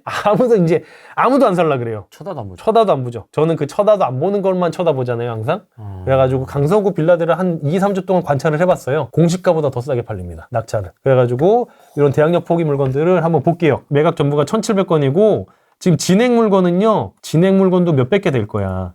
370개가 됩니다. 겁나 많죠. 근데 이거 강서구만이야. 서울 전체로 하면요, 강서구 말고 서울 전체로 하면요, 대항력 포기 물건만 800개야. 앞으로 남아있는 게. 근데 이 800개가 앞으로 나올 게 아니고 그냥 한 달간, 지금부터 한 달간 800개가 있다는 거예요. 그렇죠. 하루에 30개, 하루에 30개예요. 그러니까 이게 이렇게 많은데, 자, 그래서 강서구 거를 한번 볼게요. 자, 이거를 매각 물건을 한번 볼게요. 매각 물건을 보면은 주택도시보증공사에서 들어온 거예요. 얘네들, 저는 이게 좀 약간 요것도 나중에 제가 욕 한 사발이 하면 좋을 것 같은데. 왜요? 아니, 얘네가 2억 8천에 보증보험을 해준 거야. 그러면 2억 8천을 다 행사해가지고 사야 되거든요. 근데 이거를 2억 800에 사. 그럼 8천만 원이 주택도시보증공사가 손해로 잡혀요. 그죠? 회계상으로. 근데 어차피 이제 2억 8천에 사든 2억 800에 사든 얘네가 이제 사게 되는 건데, 그러면은 이 새끼들이 뭘 할 거냐면은 저는 눈에 보이는 게 4, 5년 정도 후에 요거를 매각한던가 요거를 뭔가 공공임대로 쓰려고 하겠죠. 그러면은 요거를 자기네들이 월세를 50만 원을 받아. 그러니까 시세보다 싸게 받을 거잖아요. 공공임대로 하면은. 그럼 시세보다 싸게 받을 수 있는 베이스를 이걸로 할 거란 말이야. 자기네들은 2억에 산 걸로 할 거란 말이지. 지금은 손해보는 걸로 지금 해놓고. 조삼모사잖아요, 사실. 그러니까 이게 양아치 짓거리를 이렇게 지금 하고 있는 게 눈에 뻔히 보이거든요. 그러니까 이제 나는 안 속아. 그래가지고 요거 이게 하다가 이제 나중에 공공으로 갔다가 무슨 짓 하나 하는 거 볼 때 마치 주택도시보증공사가 자기네 잘했다고 자랑할 때 제가 요런 거 다 갖고 와가지고 니네 손해본 거 아니냐 해가지고 깔 거니까. 자, 보시면은 요런 거 있어요. 화곡동에 루나빌리지라는 게 지금 58%에 팔렸네요. 자, 2억 7천짜리가 1억 6천에 팔렸어요. 도생이다. 그쵸? 도생이죠. 다세대네요. 다세대인데 새 거 같죠? 한 10년 이내인 것 같아요. 건물도 뭐 그렇게 못생기지 않았고, 제가 건물 디자인을 중요하게 보는 게, 경매는 안에를 볼 수가 없기 때문에 네. 건물 디자인을 보면은 안에가 잘 돼 있을지 대충 감이 오잖아요. 근데 이렇게 건물 디자인이 괜찮으면은 안에도 내장재도 괜찮은 거 쓸 거란 말이죠. 그리고 보면은 여기 양아치 짓 안 해놨죠. 네. 보통 여기다가 이렇게 판넬 씌워놔가지고 위반 건축 하잖아요. 그 양아치 짓도 안 한 거 보니까 양질의 주택인 것 같아요. 그죠? 그리고 방 2개, 화장실 하나. 이 정도면 뭐 신혼부부 정도면은 30대 초중반의 신혼부부는 충분히 살만할 것 같아요. 위치 한번 볼까요? 위치도 화곡역이랑도 가깝네요. 화곡역이랑도 충분히 역세권 나올 것 같아요. 500m 정도밖에 안 떨어져 있을 것 같고, 지금 경매 이렇게 많은 거예요. 아무튼 난리네. 난리죠. 그래서 뭐 전혀 이거를 여기 못 살 이유가 전혀 없죠. 그래서 7명 들어오긴 했는데, 자, 1억 6천에 샀습니다. 그러면은 여기를 공시가를 한번 볼게요. 층수도 맨 꼭대기층이고 좋네요. 자, 600으로 보면요, 공시가가 1억 6,100이죠. 공시가가. 그러면 이분 얼마 주고 샀다고요? 공시가보다 싸게 샀어. 자, 그러면은요, 요거를 우리가 투자자 입장에서 접근을 해볼게요. 저 같은 다주택자들은요, 요 12% 나오죠. 1억 6천 주고 샀다고 가정을 하고요. 여기다가 취득세가 12% 나오니까, 그럼 취득세까지 다 하면은 1억 7,920 주고 산 거예요. 취득세 12% 나오니까 곱하기 1.12 하면 되잖아요. 그러면은 만약에 이게 다주택자 입장에서 접근하면은 1억 7,920에 산 거고, 자, 보증보험이 얼마까지 나오는지 볼까요? 1억 6,100이 공시가잖아요. 공시가의 126%가 보증보험이 나오죠. 네. 자, 2억 200까지 보증보험이 됩니다. 요거 2억에 전세 될까요? 안 될까요? 돼요. 보증보험 해주고. 무조건 됩니다. 돼요. 네. 이게 보시면은. 와, 그럼 이거 완전 풀피나죠? 풀피네? 네네네. 2020년식이잖아. 새 거네요. 이 정도는 5년 이내고. 그리고요, 임차권을 언제 했냐면 2020년 12월에 했거든요. 그러면은 집이 2년만 비어 있었어. 그러니까 약간 수리는 필요하겠다. 2년만 비어 있었으면요, 이게 싱크대 내고 좀 녹슬었을 거예요. 200, 300? 200, 300 정도. 근데 이제 뭐 현관이라든지 벽지는 한번 해야 되는데, 나머지 집기류는 아직 사실 새 거일 거예요. 색깔이 변색된 건 좀 있겠지. 이제 아무도 아예 안 쓰면은.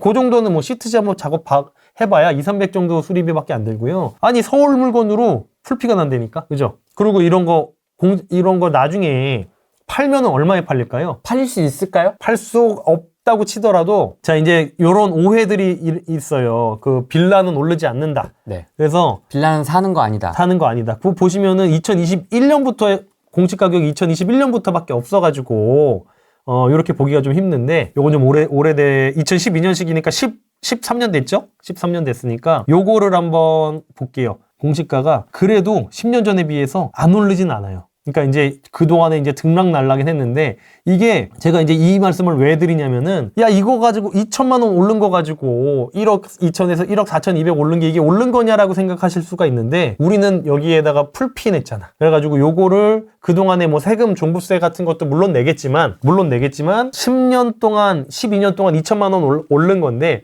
그러니까 인플레이션만큼은 오르는 거예요. 그러니까 한 20% 오른 거잖아요. 20% 정도 오른 건데 인플레이션보다 좀 덜 올랐네. 10년 동안. 인플레이션이 한 2% 3% 되니까. 인플레이션보다는 덜 올랐지만 인풋 대비 아웃풋으로 보면요. 무피로 취득한 자산이 어느 정도만 올라줘도 우리는 수익률은 무한대가 되는 거거든요. 이제 그런 식으로 보시면 될 것 같고. 근데 이거는 생각보다 너무 안 오르긴 했다.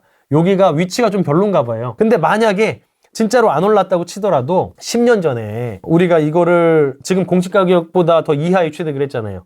그렇죠? 1억 2천에 취득을 했다고 치면은 이 빌라를 얘가 지금 이제 앞으로 1억 한 4, 5천에는 낙찰되겠지만 낙찰 금액이 1억 4, 5천이라고 치면은 1억 5, 6천, 6, 7천에는 팔릴 수 있다는 얘기거든요. 그러면 영원 넣어서 한 3천만 원 먹기, 4천만 원 먹기는 되는 거예요. 그래서 이제 이런 것들 잘 보시면 될 것 같고 근데 이제 이런 것들도 잘 들여다 보시면은 충분히 수익화할 수 있는 게 있다. 그리고 이제 매매 사업자를 내서는 이제 요거는 좀 힘들고, 그러니까 서울 전체가 이제 규제 지역이 됐잖아요. 그래가지고 매매 사업자로는 힘들다고 보시면 돼요. 매매 사업자는 비교과세거든요. 양도세랑 그 종합소득세랑 중에 더 높은 걸로 내기 때문에 여기는 규제 지역이기 때문에 양도세를 무조건 내서 매매 사업자로 단타로 하기에는 무조건 77%를 내기 때문에 단타로 접근하시기에는 조금 어렵고 만약에 법인으로 사서 어쨌든 법인으로 사나 개인으로 사나 취득세 12%를 똑같이 낸다고 한다면은 법인으로 사서 단기 매도를 하는 거 그거는 괜찮을 수 있다. 이제 그렇게 보여집니다. 그거 괜찮네. 단기 매도. 그렇죠. 어차피 비워놓고 그냥 네네네. 싸게 받아서 두세 달 있다 판다. 그렇죠. 그래가지고 이게 안 팔린다고 착각하실 수가 있는데 2024년에서 5년에 아파트 팔린 거 그래가지고 이제 그 엑셀 그 숫자가 나오잖아요. 거래 내역이 쫙 나오잖아요. 빌라가 많을까요? 아파트가 많을까요? 아파트가 많지 않을까요? 빌라가 2배 이상 많습니다. 왜냐면은 빌라가 싸잖아. 아파트는 10억씩 하잖아요. 빌라는 2, 3억이잖아요. 그러니까 유니클로랑 루이비통이랑 뭐가 더 매출이 클까요? 유니클로가 커요? LVMH가 저기 에르노 그 회장이 그게 더 큰데 거래 내역은 뭐가 더 많아요? 유니클로. 당연히 많죠. 그런 느낌이라고 보시면 될 것 같아요. 그래서 빌라가 생각보다 거래가 돼요. 빌라 거래 내역이 나옵니다. 직방에. 네. 요런 거 보면 한번 볼까요? 여기 찾은 김에 네. 여기 보시면은 3천에 65 이렇게 거래가 되잖아요. 여기 매매가 안 되지 않아요. 매매도 되는데 자 이게 6층에 29짜리가 이렇게 된 요거잖아요. 지금 그죠? 이게 지금 얼마 이렇게 나와 있고 요것도 이제 대항력 포기가 들어왔네요. 이런 것도 지금 29 그죠? 29짜리고 더 떨어져야 되죠. 아직 한 번밖에 안 떨어져서 더 떨어지긴 해야 되는데 네네. 요게 층수가 몇 층이야? 703호로 돼 있고 그죠? 29평이고 하면은 직방으로 가서 본다면은 얘가 3천에 65니까 이거 전월세 전환으로 하면 1,000에 5만 원이잖아요. 그러면 이거 전세로 치면 한 1억 6천까지도 받을 수 있다. 이제 그런 계산이 나오죠. 2024년 11월이면은 작년이니까. 그래가지고 이제 1억 7천까지 받으려면은 요거 이제 한 번만 더 떨어져도 1억 6천 80%니까 이제 1억 6천 정도 되니까 그 정도 하면 무피가 될 수 있는데 아쉬우니까 한 번 더 떨어져서 이런 거 한 1억 4, 5천대 이제 낙찰 받으시면은 풀피가 나고도 남을 수가 있다. 그렇게 보실 수 있을 것 같습니다. 이제 요것도 2015년식이니까 요것도 거래 내역을 이렇게 쭉 보면은 이렇게 쭉 나와 있어요. 보시면은 매매가 안 되지 않죠? 매매가 안 되지 않습니다. 이제 매매가 쭉 있다가 이렇게 월세가 3천에 65 있다가 그죠? 쭉 되고 있다가 매매가 2억 6천까지도 됐었어요. 근데 이때는 불장이었으니까 그죠? 맞습니다. 요건 불장이고 2020년 한 여름까지만 좀 봤으면 좋겠고 2020년 여름 이후에 2023년 1월 이후, 그러니까 요 2020년 여름부터 2022년 말까지의 거래는 요거는 저는 안 봐요. 요 거래는 요 시기의 거래는 좀 너무 폭등한 장의 거래였기 때문에 요 거래는 거의 저는 웬만하면은 데이터에서 지운다고 생각을 하고 보고 그래서 전세가 뭐 요렇게 된다고 보시면 될 것 같습니다. 그래서 원래는 2015년에는 1억 7천이었던 건데 이제 요 당시 지금 이제 아마도 이재명 정부 끝날 때쯤 되면은 지금 한 2억 정도면 팔 수 있지 않을까 싶어요. 매매가 안 되진 않습니다. 매매가 안 되진 않고. 그러네요. 네, 그래서 이제 원래 그 전에 여기 1억 7,700이었다가 딱 여기 여름에 딱 이제 불장 시작할 때쯤에 2억 2천까지 팔렸었죠. 여기 2억 6천 이건 너무 뻥튀기고 이거는 그래도 좀 약간은 아직은 믿을만한 그런 데이터니까 2020년 9월에 2억 2천에 팔렸으니까 이재명 정부 끝날 때쯤에는 한 뭐 2억 정도에는 매도 가능하지 않을까? 뭐 그렇게 생각이 듭니다. 한 번 더 떨어져서 무피로 아까 전세 가격이 3,065였으니까 전월세 전환하면 전세 1억 6천이랑 똑같은 거니까 취득세 12% 낼 것까지 생각해가지고 한 1억 4,500 정도에 사면은 취득세 10% 내도 한 1억 6천이잖아요. 1억 6천 무피로 맞추고 있다가 한 2년 보유하면은 일반 양도세 되니까 2년 후에는 한 2억은 그래도 받을 수 있지 않을까 생각이 듭니다. 이런 개념으로. 그렇죠. 요 정도면 되지 않을까. 그러니까 제가 요거를 지금 요거는 한 달도 안 지켜봤어요. 그래서 조금 더 지켜봐야 될 것 같은데, 그래가지고 저도 아직 안 해봤고, 그리고 이제 여기 대출이 안 나오니까 뭐 1억 5천에 사면 1억 5천이 다 있어야 되긴 하는데 제가 한번 해보고 말씀드릴게요. 제가 대부업체 대출도 전 뭐 써봤거든요. 근데 뭐 아무래도 이제 그게 있어요. 선이자도 1% 0.7%인가 뭐 떼는 경우도 있고 그거는 대부업체랑 저랑 협의하기 나름이니까 합법적인 선 안에서만 하면 되니까 대부업체 대출들은 다 나오니까 대부업체 써서 한번 해보고 한 바퀴 돌려보고 불행히 와서 다시 말씀드리겠습니다. 그럼 대부업체는 잠깐 쓰는 거죠? 잠깐 쓰는 거죠. 전세 맞추고 전까지만 쓰는 거죠? 이런 개념으로. 네네네. 이런 개념으로 하면 괜찮지 않을까 하는 거는 이제 막 시작하고 있으니까 그러니까 제가 말씀드린 요 강서구에 무피 투자할 수 있는 장이 이제 막 시작됐었으니까 이 컨셉은 좀 한번 지켜보겠습니다. 한번 지켜보시죠. 근데 이제 요거는 빼박 종부세 내야 되는 거거든요, 이거는. 그러니까 이제 그것도 잘 생각해 보시고. 근데 이제 종부세 합산 그 공제 금액까지는 만약에 본인이 한 5천만 원, 7천만 원 있는데 서울 사는 사람이고 잘 모른다 그러면 요런 거 해도 괜찮을 것도 같고 그렇습니다. 그럼 원래 하시던 거에는 혹시 기억 남는 거 있으세요? 어떻게 찾으신 거예요, 이런 거를? 이런 거는 그냥 근데 탱크 옥션에서 찾기가 쉬워요. 이게 다 요 한 건물에 10개 나와 있다는 얘기거든요. 요거 근데 상가긴 한데 요런 식으로 땡처리 물건들이 최근에 공매긴 한데 양재동에도 뭐 있던데 들어갔네. 없었어요. 네, 한 30개 땡처리 나왔던 거 있었거든요. 근데 이제 강남의 땡처리들은 싹 다 항상 들어가요. 잠깐 나왔다가 7개 이런 거 보면은 이런 것들도 한 건물에 지금 7개가 나왔다는 얘기잖아요. 네. 이렇게 해서 땡처리 물건들 한번 보면 되는데 강남 거는 잘 안 봅니다. 어차피 싸게 낙찰을 못 받아서 저는 강남 거는 잘 안 보고 요새 이제 부산 가면은 많아요. 엄청 많아요. 부산도 해운대고 이런 데 아니더라고요. 대표님이 주로 보시는 데가? 네. 해운대가 생각보다 임대가 잘 안 맞춰져요. 오히려 미남역, 그러니까 여기 동네 이런 데가 잘 맞춰지거든요. 서면 이쪽이.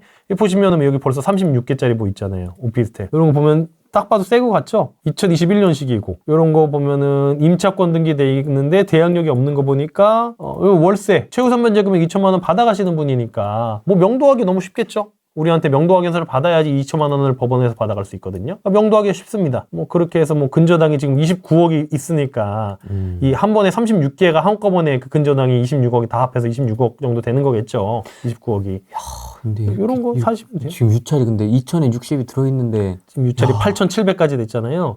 자, 이게 2천에 60 전월세 전환으로 하면은 1억 4천이랑 똑같은 거네요. 그죠? 1억 4천 정도면 지금 그러니까 이 당시에 1억 4천이니까 지금 1억 4천까지 전세 안 되고 한 1억 1, 2천은 되겠죠, 전세가. 그러면은 요런 거 그냥 뭐 9천 초중반에 사면은 뭐 세금 낼 거 내더라도 요것도 풀피가 날 수 있죠. 근데 저는 이제 요런 거는 좀 안 하긴 합니다. 왜요? 일단 첫 번째, 이렇게 너무 규모가 작은 오피스텔은 나중에 진짜 못 팔아요. 그러니까 서울에 있는 빌라는 팔아요. 서울이니까. 근데 지방에 이런 너무 구석진 이렇게 규모가 작은 오피스텔은 잘 안 팔리고 보시면 위치도 이렇게 너무 이렇게 안으로 들어가 있는 거 이런 거 잘 안 팔립니다. 잘 안 팔리고 그러니까 그래서 이제 요거에 평생 나는 30년 동안 안 팔 거야 하면은 사셔도 되는데 저는 요런 거는 잘 접근 안 하고요. 이렇게 땡처리가 이렇게 있는데 9천만 원짜리가 2천만 원짜리로 떨어졌는데 대항력 있는 게 있네. 아무튼 저는 이런 것도 접근을 안 하죠. 일단 겉모습이 구려요. 그러면은 내부도 구리다. 제가 겉모습 항상 이게 건물 디자인을 중요하게 보는 이유가 겉모습이 그럴듯하다, 내부도 그럴듯하다. 겉모습이 구리다, 내부도 구리다. 이제 그렇게 보시면 될 것 같아요. 당연한 약간 이치죠. 그쵸. 연식이 또 연식도 오래됐고 그래서 이런 거는 접근 안 하지만 이런 게 엄청 많이 있어요. 뭐 접근할 수 있는 게 여기 11개가 뭐다가 나왔네요. 다세대. 요런 거는 건물이 좀 새 것 같아요. 그죠? 이뻐요? 아, 이름이 별로야. 리치 아닌 것 같은데 리치하우스 되잖아. 외관이 좀 그런데? 네, 좀 별로예요. 네, 좀. 안 해요. 디자인이? 준다 그러면 가질 거야. 근데 그걸 돈 주고 살라 그러면 좀 안 할래요. 위치가 대로변이기도 하고, 연산 자이 1500세대 앞에 있는 거고 해서, 연산역 근처? 요건 얘기가 좀 다르죠. 요건 잘 알아보면은 또 괜찮을 수도 있고, 요런 거는 또 팔릴 수 있거든요. 이런 거는 제가 장담은 못하겠지만 그런 느낌입니다. 이런 식으로 찾아보시면 될 것 같아요. 여기도 10개 보이죠. 이런 식으로 이렇게 하나하나 나와 있는 거는요, 이거를 사고 싶어 하는 사람 한 대여섯 명, 10명이랑 경쟁을 해야 되는데, 36개는요, 요거 사고 싶어 하는 사람 한 20명 있어도요, 그게 다 쪼개져. 훨씬 더 싸게 살 수 있기 때문에, 요런 거 이제, 요것도 아까 본 거구나. 시청역 앞이니까 뭐, 부산 시청역 앞에 있는 12개짜리 오피스텔이 12개가 나왔는데, 보시면 요거는 이미 30개 중에 다 팔리고 12개만 남았나 봐요. 전세 사기네. 보면은 근저당이 2020년 11월에 있죠. 임차인의 전입일자가 2021년이죠.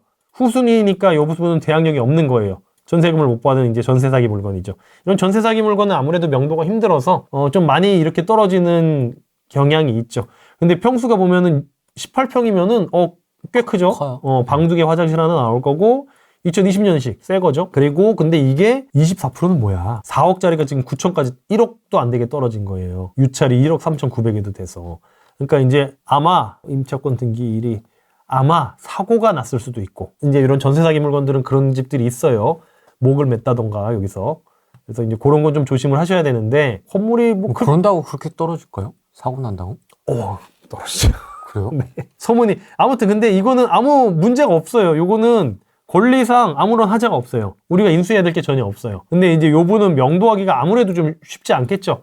1억 8천이라는 금액은 사실 인생을 갈아 넣어야 1억 8천을 벌까 말까 하는 돈이잖아요. 평범 일반 그냥 서민들한테는. 그래서 요 사람은 요 1억 8천을 사실 거의 한 푼도 회수를 못 할 거예요. 최우선 면제 금액도 대상도 아니기 때문에. 그래서 이분들을 명도한다는 게 조금 힘들긴 하죠. 근데 이제 위치가 워낙 괜찮고 평수도 괜찮고 내부도 보면은 괜찮고 깨끗하네요. 그죠? 그래서 요런 거를 시청 앞이니까 시청역도 바로 앞에 있고, 여기 동해선 거제 해마 지역도 바로 앞에 있고, 근데 동해선은 잘 안 타니까 시청역 바로 앞에 있고 하니까, 시청역이라는 거는 뭐야, 일자리가 저기 많다는 얘기잖아요. 그러니까 이제 임대하는 데는 전혀 문제가 없을 것 같고, 그런 느낌이라고 보시면 될 것 같습니다. 그런 식으로 찾으시면 될 것 같고, 네. 이런 식으로 이제 지방에 지금 미분양, 그러니까 저는 앞으로 좀 주목하고 싶은 게, 지방의 미분양은 근데 작년부터 계속 제가 말씀을 드리고 있는 거고, 그리고 강서구나 이렇게 좀 서울에 소외된 빌라들 아예 공시가 이하로 싸게 낙찰받기, 이제 그것도 괜찮을 것 같고요.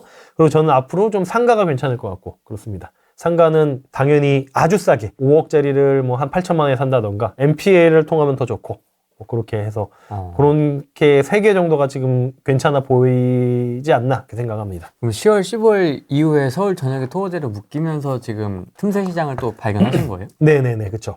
그러니까 이제 모든 조건이 다 똑같아졌잖아요. 강서구나 은평구나 송파구나 강남구나 조건이 이제 똑같아요. 다 토지거래 허가고 다 대출 안 나와. 그리고 다 취득세 12%야. 그러면은 사람들이 누가 미쳤다고 강서구 은평구를 가요? 다 강남구로 가겠죠. 근데 그거를 저는 항상 카운터라 그래야 돼. 반대로 생각을 하거든요. 다 강남 가겠네. 그럼 나는 여기 가야지. 싸게 사는 게 목표니까. 사람들이 이게 좋겠네 하는 데는요, 다 글로 몰리게 돼 있어요. 저는 안 몰리는 데서 그거를 더 싸게 사는 방법을 쓰거든요. 그래서 그러니까 지방 미분양 물건들도 사람들이 싫어하고 안 몰리니까 지방의 미분양이 난 거잖아요. 그러니까 이제 저는 그런 거 보는 거고, 사람들이 안 몰리는 데 거, 지금 그래서 이제 그런 10월 15일 대책 이후로 가장 소외받는 지역은 아마 강서구 빌라, 은평구 빌라 이런 게 될 거예요. 이제 그런 거 보면은 지금 좀 전에 봤듯이 공시가 이하로 지금 낙찰이 되고 있잖아요. 그래서 그런 거 공시가 이하로 낙찰해버리면은 풀피는 당연히 나는 거니까 그런 식으로 접근을 해보셔도 좋을 것 같습니다. 저희 같은 이제 일반 아파트를 선호하는 분들은 진짜 이런 거는 쳐다도 안 보거든요. 쳐다도 안 보죠. 뭐? 강서구 빌라? 뭐? 은평구 빌라? 그쵸, 쳐다도 안 보죠. 장난해? 뭐 이러는데. 그러니까 제가 제일 좋아하는, 제일 그 롤모델로 삼는 게 워렌 버핏입니다. 워렌 버핏 아저씨는요, 이제 할아버지죠. 워렌 버핏 할아버지는요, 워렌 버핏 옹께서는 남들이 몰리는데 안 해요. 그쵸. 그냥 근데 제 값어치를 가지고 있는데 그게 저평가되어 있는 거, 이제 그런 것들을 좋아한단 말이에요. 그래가지고 지금 워렌 버핏 할아버지께서 지금 현금을 제일 많이, 지금 역대 현금을 제일 많이 쟁여두고 있다고 하잖아요. 지금 워낙 미국 증시도 우리나라 증시도 뭐 해외 대부분의 증시 유동성이 이제 다시 불붙을 거란 기대감 때문에 워낙에 다들 증시들이 올라 있으니까 워렌 버핏 아저씨는 지금 돈을 많이 쟁여놓고 있는 상황인 것처럼, 그러니까 이제 그게 이제 결국 가치 투자의 베이스는 저평가되어 있는 주식을 사는 거잖아요.